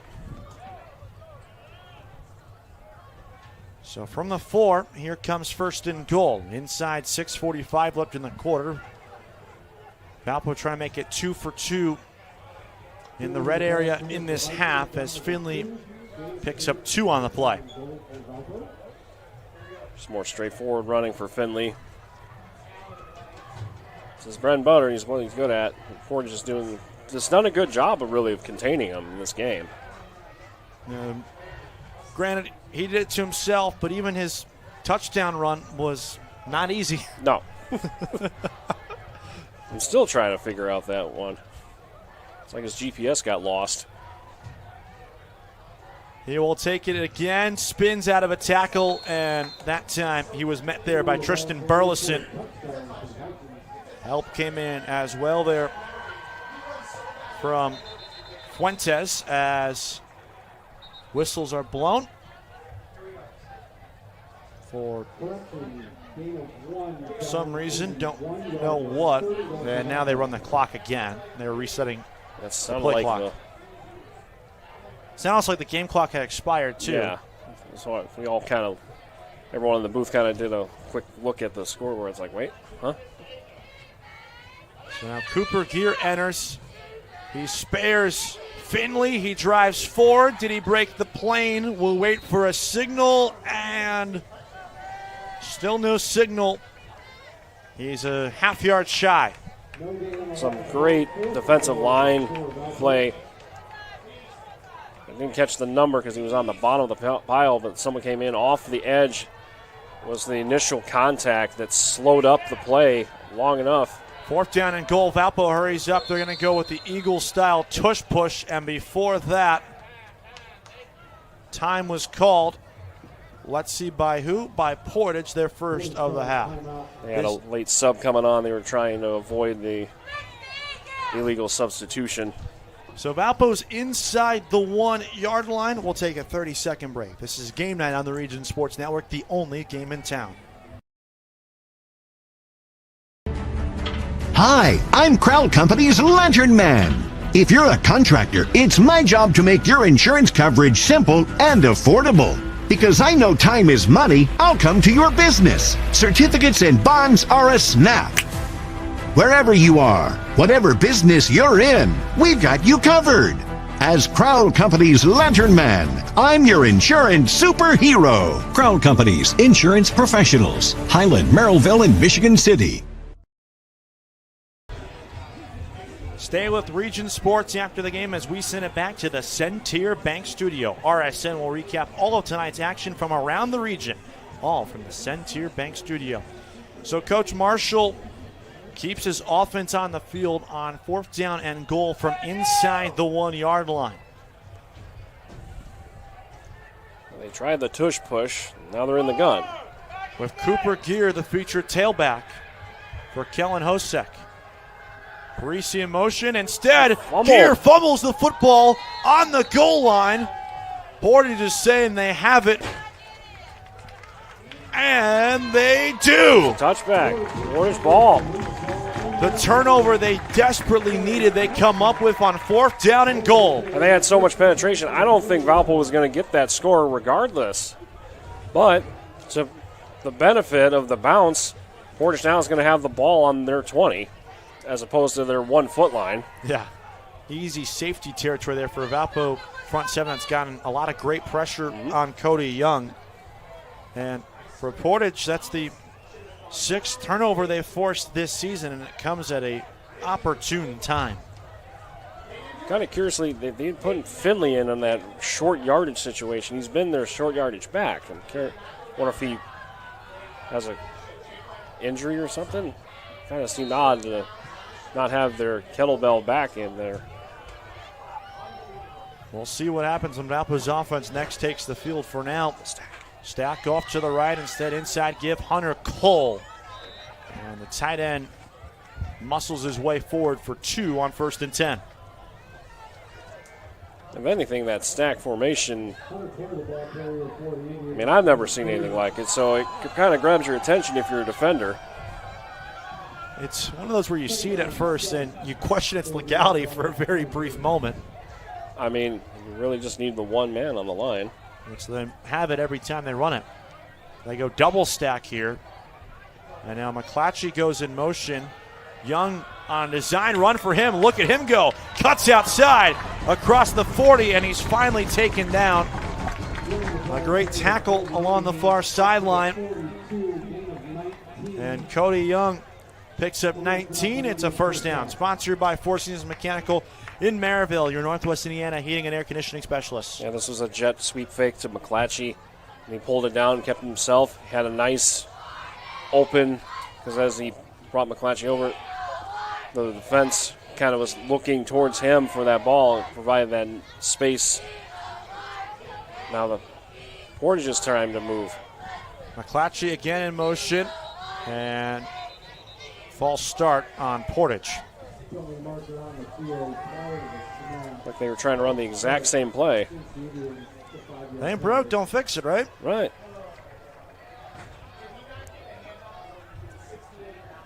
So bring them back to their own 37. And a couple of subs will be made here from Portage on offense. Keep in mind, the Portage offense trying to find its way into an end zone. You mentioned during halftime touchdowns here. They've only had 3 games this season out of their 7 where they've reached double figures on the scoreboard. Read option, it's a pitch out. Steven Johnson turns the corner, spins his way to midfield. Fedorchuk, first guy there. Help came in from Varnado, as well as Lucas Peterson the end. Good play call. Looks like Valpo's looking for a pass on that situation. Able to open up with a good pitch for the option. So that one was good for 13 yards there. Now brings up 2nd and 2 from midfield. Cole right up the gut, and he's got the first down and then some. They've loved him on that inside halfback power set. Yeah, it's like very versatile because he's also the tight end, so gives you a lot of options. He's also been being used as a lead blocker as well on a lot of these running plays. It's another first down on this drive, by the way, brought to you by our friends at Four Seasons Mechanical in Maryville. Visit them on the web at fourseasonsmechanical.com. It's good for 8 there. He does have Cole, to your point, does have a couple of catches as well in this football game. He's listed as 6'1", but to me, he seems bigger than that. Definitely. Play clock down to 2. Does Cody Young see it? He does not, and Anthony Klimczak will like to burn his 2nd timeout of the half. So miscommunication there between the quarterback and the tight end who was serving as the tailback there in that formation. And now Portage has 1 timeout left with 14 minutes and 14 seconds left in the football game, down by 18 points. We'll stay here as it's first down and 10. How have they been able to move the ball so efficiently on this drive compared to the last couple of drives which have featured 3 and outs and again a turnover? Well, it's the mistakes because we had the false start, but then they've been able to adapt and figure out where that hole is. We saw it down here. They had the penalty, but then they had that long yardage situation. Valpo probably looking for a pass, which Portage has been successful with quick little short passes. But they hit that option, which they exploited that outside like we talked about at halftime, which gave them the opportunity to move up the field. So now, after the timeout, here comes 1st and 10 from the Valparaiso 42. Young fakes to the motion man, calls his own number, and he'll pick up a first down. Hurdles a defender and loses the football. It's Valpo a huge dog pile on it. Nick has Valpo ball. Let's see. It is a costly turnover for Cody Young, who may have done just a little bit too much there on that play to extend it And he coughs it up. It's the second straight drive that ends in a turnover for Portage. And earlier, as the first half was winding down, he had a similar play where he called his own number and was running. He made a kind of a spin move and a jump like that. And Valpo had their hands on the ball and nearly plucked it out then. And here it looks like he didn't get away this time. And the turnover bug again. That's the second takeaway for the Vikings. Their defense now has 10 on the year. 5 fumble recoveries, 5 interceptions. Gage Finley's back in there, and he throws the shoulder at a guy for a 1.5-yard pickup. So I think he's okay. The license plate's number 1, in case you were wondering. Just low, like that was Mike Allstott-esque type of run there. And for our young fans out there, you probably saw a run like that last night with Cam Scattaboo for the New York Giants. It's just a fun name to say. Scattaboo. And it's also fitting this time of year, too, with Halloween coming up in a couple of weeks. Exactly. Finley picks up 2 there as we've reached the 92nd mark of this third quarter, with Valparaiso still leading by 18. And that right there is close to a delay of game. I think they just got the snap off in time, but instead doesn't matter. Timeout for Valpo. Exactly. They did get it off just in time there, first of the half. We'll take a 30-second break. This is Game Night on the Region Sports Network, the only game in town.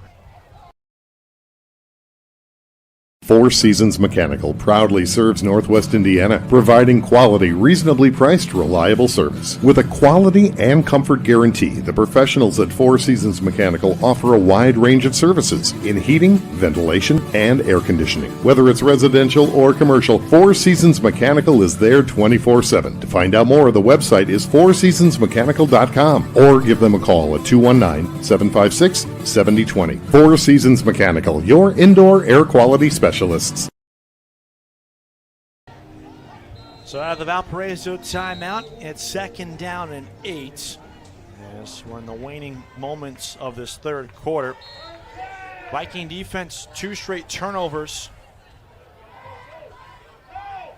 Can they turn it into points, though? So far, no points off turnovers for Valpo as Hosek throws it behind the intended target of Jimmy Parisi, and now here comes 3rd down and long. Yeah, Parisi's looking for a hold there. I didn't catch that, but it was a blitz on that play, so the pass came out of there awkwardly. So Hosek, who has ran for a touchdown and has thrown for a touchdown. However, an opportunity to take advantage of the interception where their starting field position was the Portage 15, stalled out at the half-yard line as they were shut down on 4th and goal with a Cooper Gear fumble. And now they face 3rd down and long. Bernard, the motion man, as Hosek straight drop pressure comes as he's flushed out. Hosek throws on the run. It's caught short of the sticks by Bernard. Tries to use his momentum, and he powers forward, and he does pick up the 1st down. Some good running there by Bernard to pick up that 1st down because the throw had to bring him back towards the quarterback because he got flushed from the pocket. They're running a flood route to that sideline, but it was clear that his route was designed to take him past the yard marker, and he just basically got small, low man wins. Needed 8, got 9 there. And Valparaiso will have to run at least one more play before the end of the quarter. Hosek, quick release, and it's behind Bernard, trying to go back to that left side on a simple 5-yard slant. And now here comes at least one more play before the end of the quarter with the clock stopping on the incomplete pass. We'll see.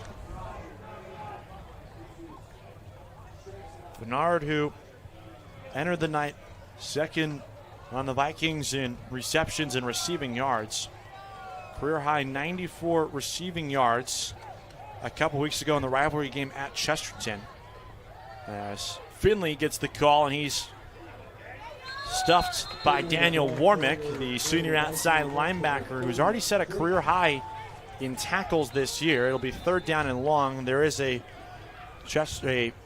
Portage player down on that near side. So it's McClellan. And that's a big loss. Senior Offensive tackle, one of the team's leader in sacks, and has done a great job getting pressure to Hosek. So while the medical staff attends to him, we'll take a break. You're watching Game Night on the Region Sports Network, the only game in town. Life isn't always loud. Sometimes it's the quiet moments that matter the most. Of effort, of a dream taking root. And behind those moments, there's trust. Thank you for trusting Centier Bank with those moments and making us a part of your story. Thank you for the opportunity to earn your trust.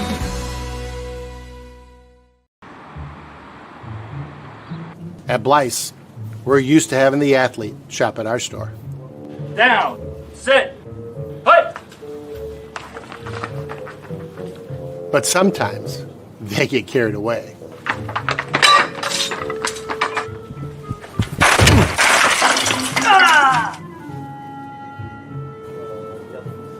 Blyce, this is where the athlete shops.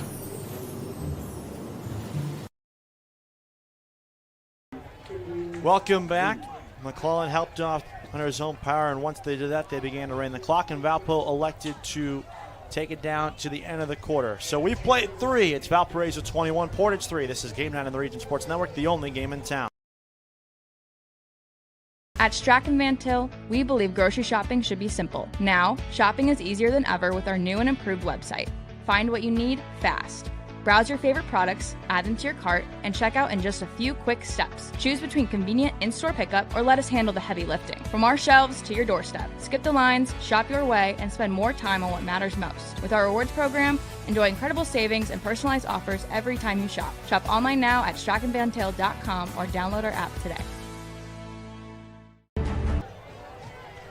Fourth quarter, and Valparaiso has a chance on 3rd down and long, try to extend the drive and keep matriculating the ball down the field. As Parisi goes in motion, Hosek, plenty of time, and it's dropped by Vennard. It was right into the breadbasket of the junior wideout. Couldn't secure it, and now Valparaiso, instead of extending a drive and possibly beginning to start knocking those nails into the coffin, instead has to punt the ball away. Yeah, it was a big stand there for the Indians. They needed that defense to come up and get that stop after that turnover, try and get something going positive for them.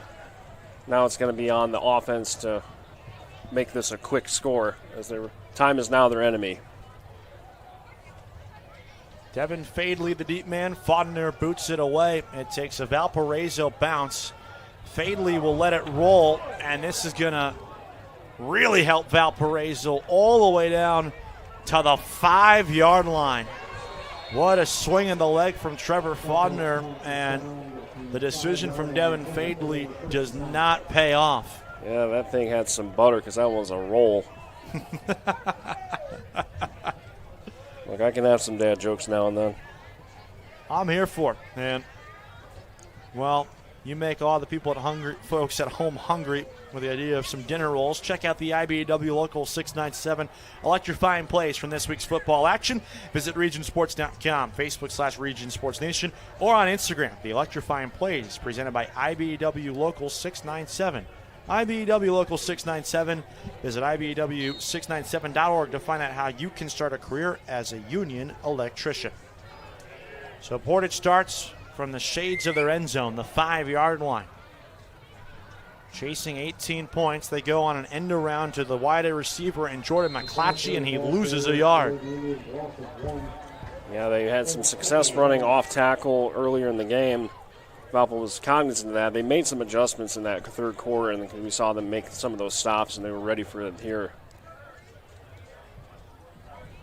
So Hazleton will trot back out and will spare Steven Johnson on 2nd down and 11. If Portage wants to win this football game, they're going to need an answer on this drive. It's a reverse.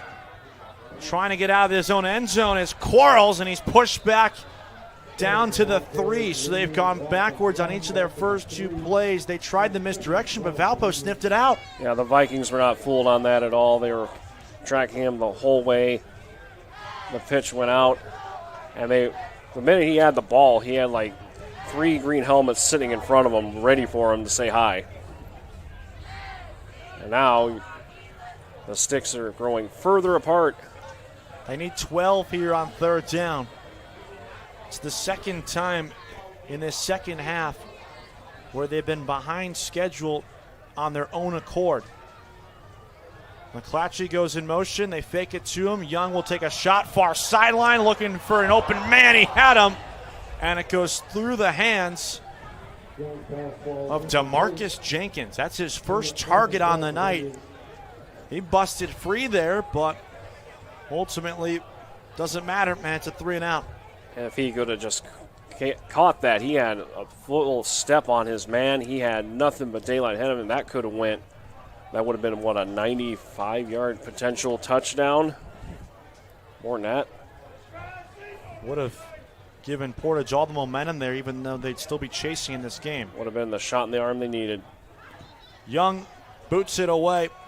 They go to Varnado, who claims it at the 40, so still great field position for Valparaiso, who went 3 and out on their last possession, and now will take over here on the plus side of the field for the third time rider in this half. And while they huddle up, it's time now for another Strack and Till scoreboard update, courtesy of your neighborhood Strack and Van Til Food Market. Strack and Van Til, your favorite Indiana-made grocery store. Yeah, some of these scores are in the second half or nearing the end. Number 1, Crown Point, 42 over Chesterton, who has 10 points. One final, Bowman Academy winning 47-14 against Tri-County. There's Hosek flushed and will check it down shy, and it was at the feet of Gage Finley, so Finley couldn't get it. No one could in that case. A game that was closer early on, now it's steam pull away. The Drain 59ers leading Hanover Central 21-0. Lake Station over Boone Grove 29-0. RSN number 2 Maryville Pirates leading Lake Central 21-12. Rensselaer Central over the River Forest Ingots 29-9. RSN number 5 Wheeler Bearcats all over Whiting 42-0. So now 2nd down and 10. Trips off to the right for Kellen Hosek. He looks that way. It's Parisi. Makes a nice catch. And he's to the 36-yard line. Quick little wide receiver screen that Portage was ready for. Going to turn it back to the scoreboard. The Griffith Panthers leading heavily over the Calumet Warriors 56-0. An update to that upset potential. The Michigan City Wolves have tied the LaPorte Slicers 7-7. That game getting late. There's a rivalry game there. The Hover Brickies all leading the Morton Governors 26-7, and the Lowell Red Devils leading Munster heavily 42-7. That is a scoreboard update courtesy of your neighborhood Strack and Van Til Food Market. Strack and Van Til, your favorite Indiana-made grocery store. Hosek is sacked.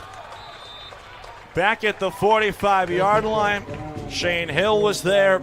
Several other red shirts for Big Red were there. And that was what you'd call a coverage sack. They were trying to set things up further down the field. It was 3rd and long. They were trying to get something to get them within that scoring range. And now the Portage defense shows up, gets that big sack.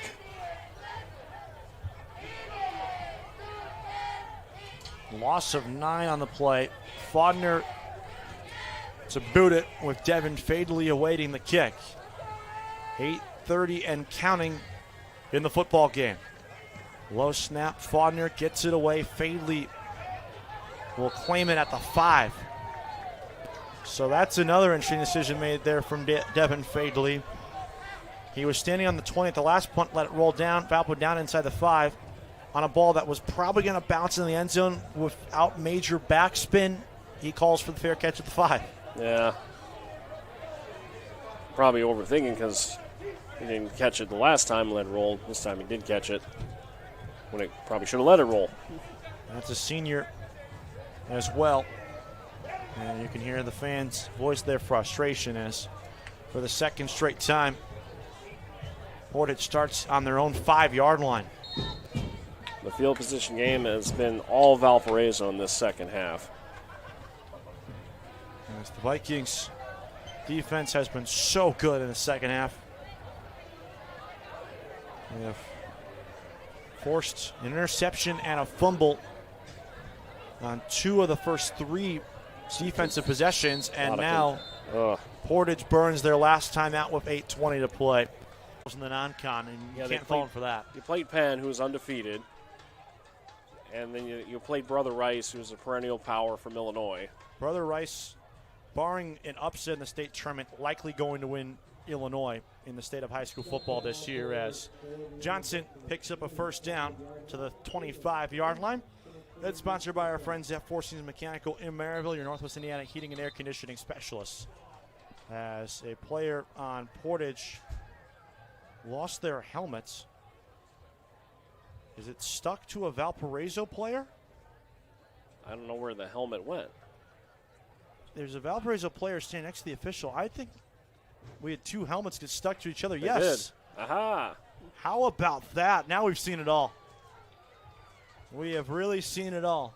The old helmet sandwich.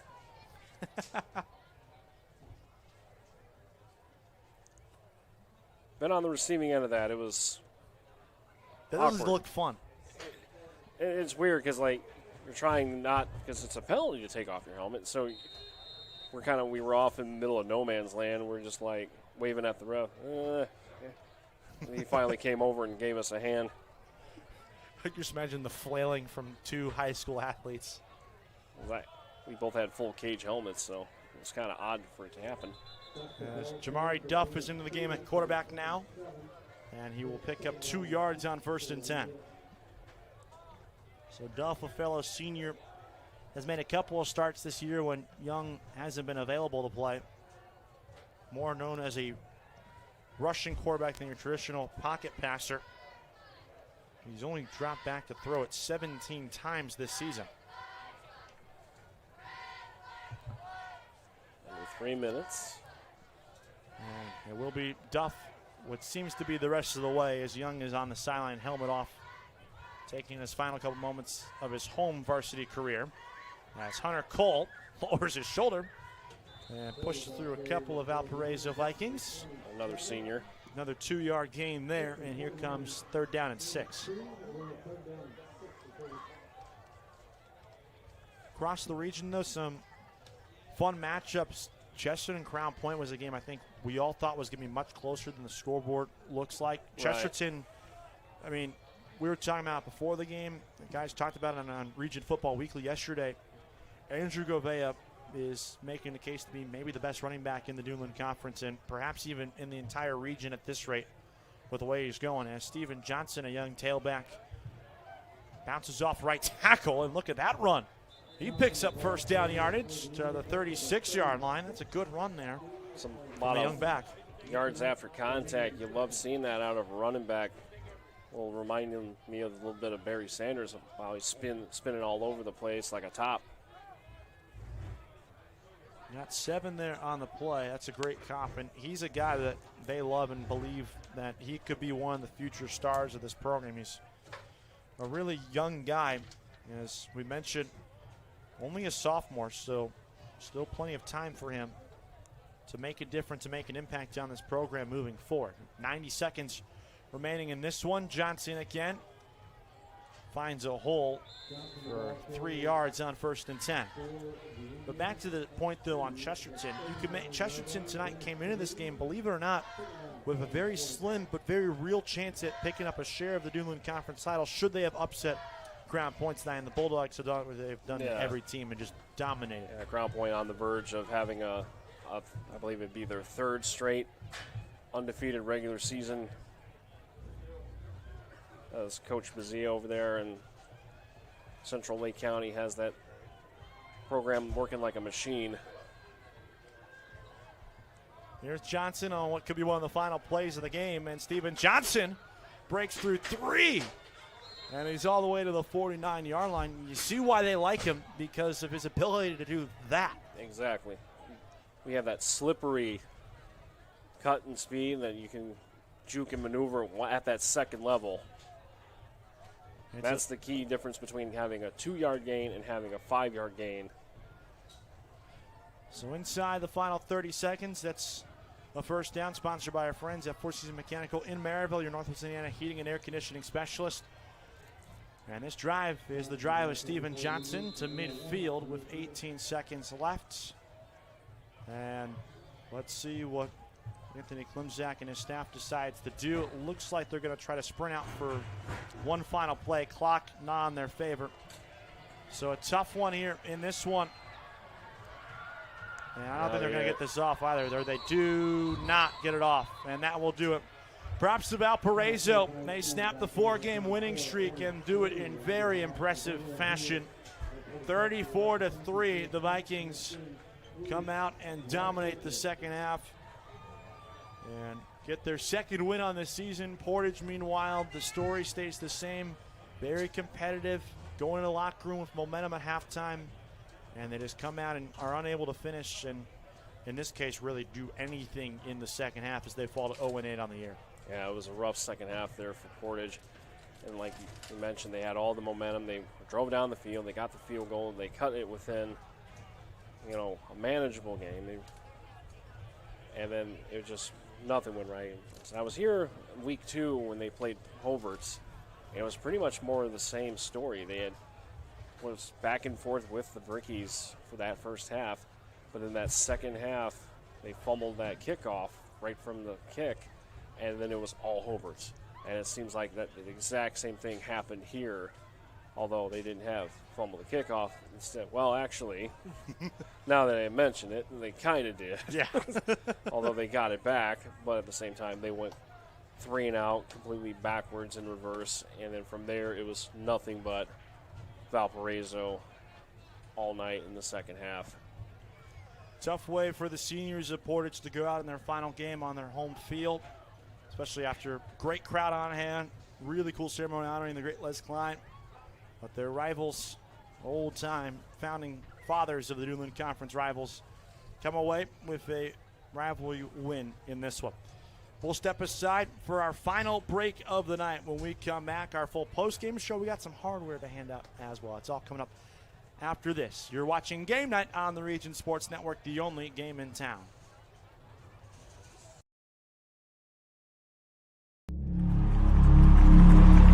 Some see a wrestling match. We see a 6-minute lesson in grit.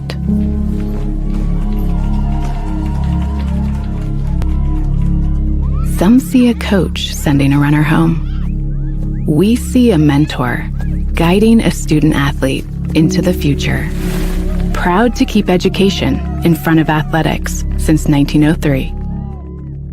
At Strachan Van Til, we believe grocery shopping should be simple. Now, shopping is easier than ever with our new and improved website. Find what you need fast. Browse your favorite products, add them to your cart, and check out in just a few quick steps. Choose between convenient in-store pickup or let us handle the heavy lifting. From our shelves to your doorstep. Skip the lines, shop your way, and spend more time on what matters most. With our rewards program, enjoy incredible savings and personalized offers every time you shop. Shop online now at strachanvantil.com or download our app today. Hi, I'm Crowd Company's Lantern Man. If you're a contractor, it's my job to make your insurance coverage simple and affordable. Because I know time is money, I'll come to your business. Certificates and bonds are a snap. Wherever you are, whatever business you're in, we've got you covered. As Crowd Company's Lantern Man, I'm your insurance superhero. Crowd Companies, insurance professionals. Highland, Merrillville, and Michigan City. Thinking about what to do after high school? Consider a career with Boilermakers Local 374. As a Boilermaker apprentice, you'll earn while you learn. We offer excellent wages and benefits, and as part of our no-cost hands-on apprenticeship program, you'll learn from the best in state-of-the-art training centers and on the job. Become a union Boilermaker and get on your way to a great career. Find out more, visit www.local374.org or call 219-845-1000. From lighting up Friday night football to powering the classrooms that shape the students of Lake County, IBEW Local 697 is proud to support our region's schools and the communities we call home. A career as a union electrician could be your next great move. Your next cap might be a hard hat. IBEW Local 697, powering futures, powering the region. Four Seasons Mechanical proudly serves Northwest Indiana, providing quality, reasonably priced, reliable service. With a quality and comfort guarantee, the professionals at Four Seasons Mechanical offer a wide range of services in heating, ventilation, and air conditioning. Whether it's residential or commercial, Four Seasons Mechanical is there 24/7. To find out more, the website is fourseasonsmechanical.com or give them a call at 219-756-7020. Four Seasons Mechanical, your indoor air quality specialist. Welcome back. Post-game show here on a very impressive night for the Valparaiso Vikings, 34-3. We talked about in the opening, hey, rivalry games are always interesting. You throw out everything coming into the game. Certainly the case for these two teams where you have a 1-6 team playing an 0-7 team. And for Valparaiso, the concern was, hey, look, can they get around looking at Portage's record and focus on playing a full four-quarter game against a team that's pretty much playing for their season tonight, and Valparaiso was able to do that and they come away with a very impressive victory. Yeah, it was a tale of two halves. It has been for Portage's season, it seems like. Valparaiso, they came in this knowing that they had a rough year, but they knew that they can build momentum heading into these next two games to kind of capitalize that and take them into the postseason here. For Portage, senior night, dedicating the field to their coach that brought them a state championship back in '77. Big-time rival. On a down year for them, you feel like this is our shot. Portage hasn't beaten the Valparaiso Vikings since 2016, and unfortunately for them, it's going to be a full 10 years now since they've got a W over the team from the county seat of Porter County. Yeah, and they'll have to try to break that streak next year on the road at Valparaiso. Time now to name the Crowd Companies Lantern Man Superhero of the Game. Crowd Companies, the insurance professionals. And the Crowd Companies Lantern Man Superhero of the Game tonight was Valparaiso's senior quarterback, Kellen Hosek. What a game he had tonight. Passing touchdown, rushing touchdown to open up the scoring in this one. And he was in command from start to finish. And even at times when it looked like this offense was stalling out, Hosek kept his focus, and he was great and was the key part of this win tonight for the Vikings. Yeah, perfect response from him. Like when they were keying up, they were still trying to do the feeling out process of the offense. He was the one that broke it free. It was able to do running some options, making the good decisions, being smart with the ball. No turnovers really on his end. There was a turnover for Valparaiso that was down here on the goal line, which ended up working for the Indians' favor. But other than that, a very clean game, a very solid game from the quarterback from Valpo. A couple of great throws tonight to James Parisi, his number one wide receiving target. He's our Crowd Companies Lantern Man Superhero of the Game. Time now to name the Blue Collar Player of the Game, brought to you by Boilermakers Local 374. Boilermakers Local 374. Earn while you learn with Boilermakers Local 374. And that honor tonight goes to Hunter Cole. He's the senior tight end of Portage in his last game on his home field. He played really well tonight for the Indians. Yeah, he was putting in the yeoman's work. We say tight end, but really he was doing a lot. He was the lead blocker, pretty much functioning as like a fullback. He was even taking some carries, had a couple receptions, a very big presence in that backfield for the Portage offense, making plays down the field to open up some running lanes for the running back. Overall, just a great blue-collar effort from the senior tight end. Time to now name the Proud to Be Union Play of the Game, presented by Ironworkers Local 395. Ironworkers Local 395. To find out how you can become a union ironworker, visit ironworkers395.com. And our Ironworkers 395 Play of the Game tonight was the forced fumble from Nick Fry against the quarterback Cody Young. Portage was driving down the field mid-third quarter, even though they were trailing big. A lot of momentum towards the home side, which is exactly what you want in a rivalry game. And Nick Fry, even though he didn't have a touchdown in this game, and obviously the daggers would come later in the fourth quarter for Valparaiso, you look back on it here, Nick Fry slammed the door shut. Yeah, because Portage was really moving the ball at that point. It was still early in the third quarter. If he doesn't get that forced fumble and Portage keeps moving, and if they manage to get that score, we're talking about a completely different dynamic in the second half, because now it's still within arm's reach. I believe it still might have been a one-score game at that point, or a one-possession game.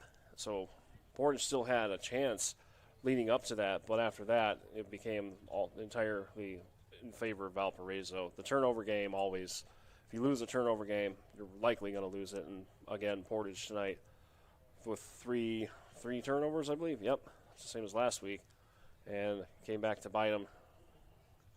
And it's unfortunate because they came out with a lot of energy.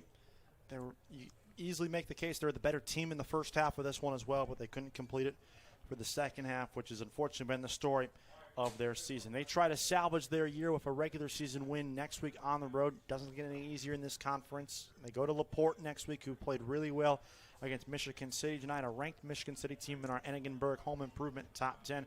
Valparaiso, meanwhile, improves to 2-6, 2-4 in the Duneland on the season. They get Lake Central at home next week. Portage, by the way, 0-8, 0-6, respectively. Special thanks to our executive producer tonight, Chris Ramirez, our operations manager, Rich Castillo, sales manager, Heather Ames, our coordinating producer, Zach Miller, and our sports director, Mike Dewan. Our producer tonight doing a great job, Clint Klaus. He did a great job working through some of the technical difficulties that we suffer. Our apologies for those. We were glad we were able to get back up as soon as possible for you all. Special thanks to our camera operator, Paul Vela. Our coaches tonight, special thanks to them, Bill Marshall of Valparaiso, Tony Klimzak of Portage. The athletic directors for each of the respective schools, Stacy Adams of Valparaiso, Brett St. Germain of Portage, also did a wonderful job hosting and emceeing that ceremony we saw at halftime as well, honoring the great Les Klein. And last but certainly not least, a special thanks to the viewers like you at home at Facebook/Region Sports Nation, YouTube/Region Sports, regionsports.com, and the IHSAA Champions Network. For our partner, Nick Russ, this is Cab Melator saying so long from Portage High School, where Valparaiso comes away with an impressive 34-3 win over their rival Portage Indians. This has been a presentation of Game Night on the Region Sports Network, the only game in town.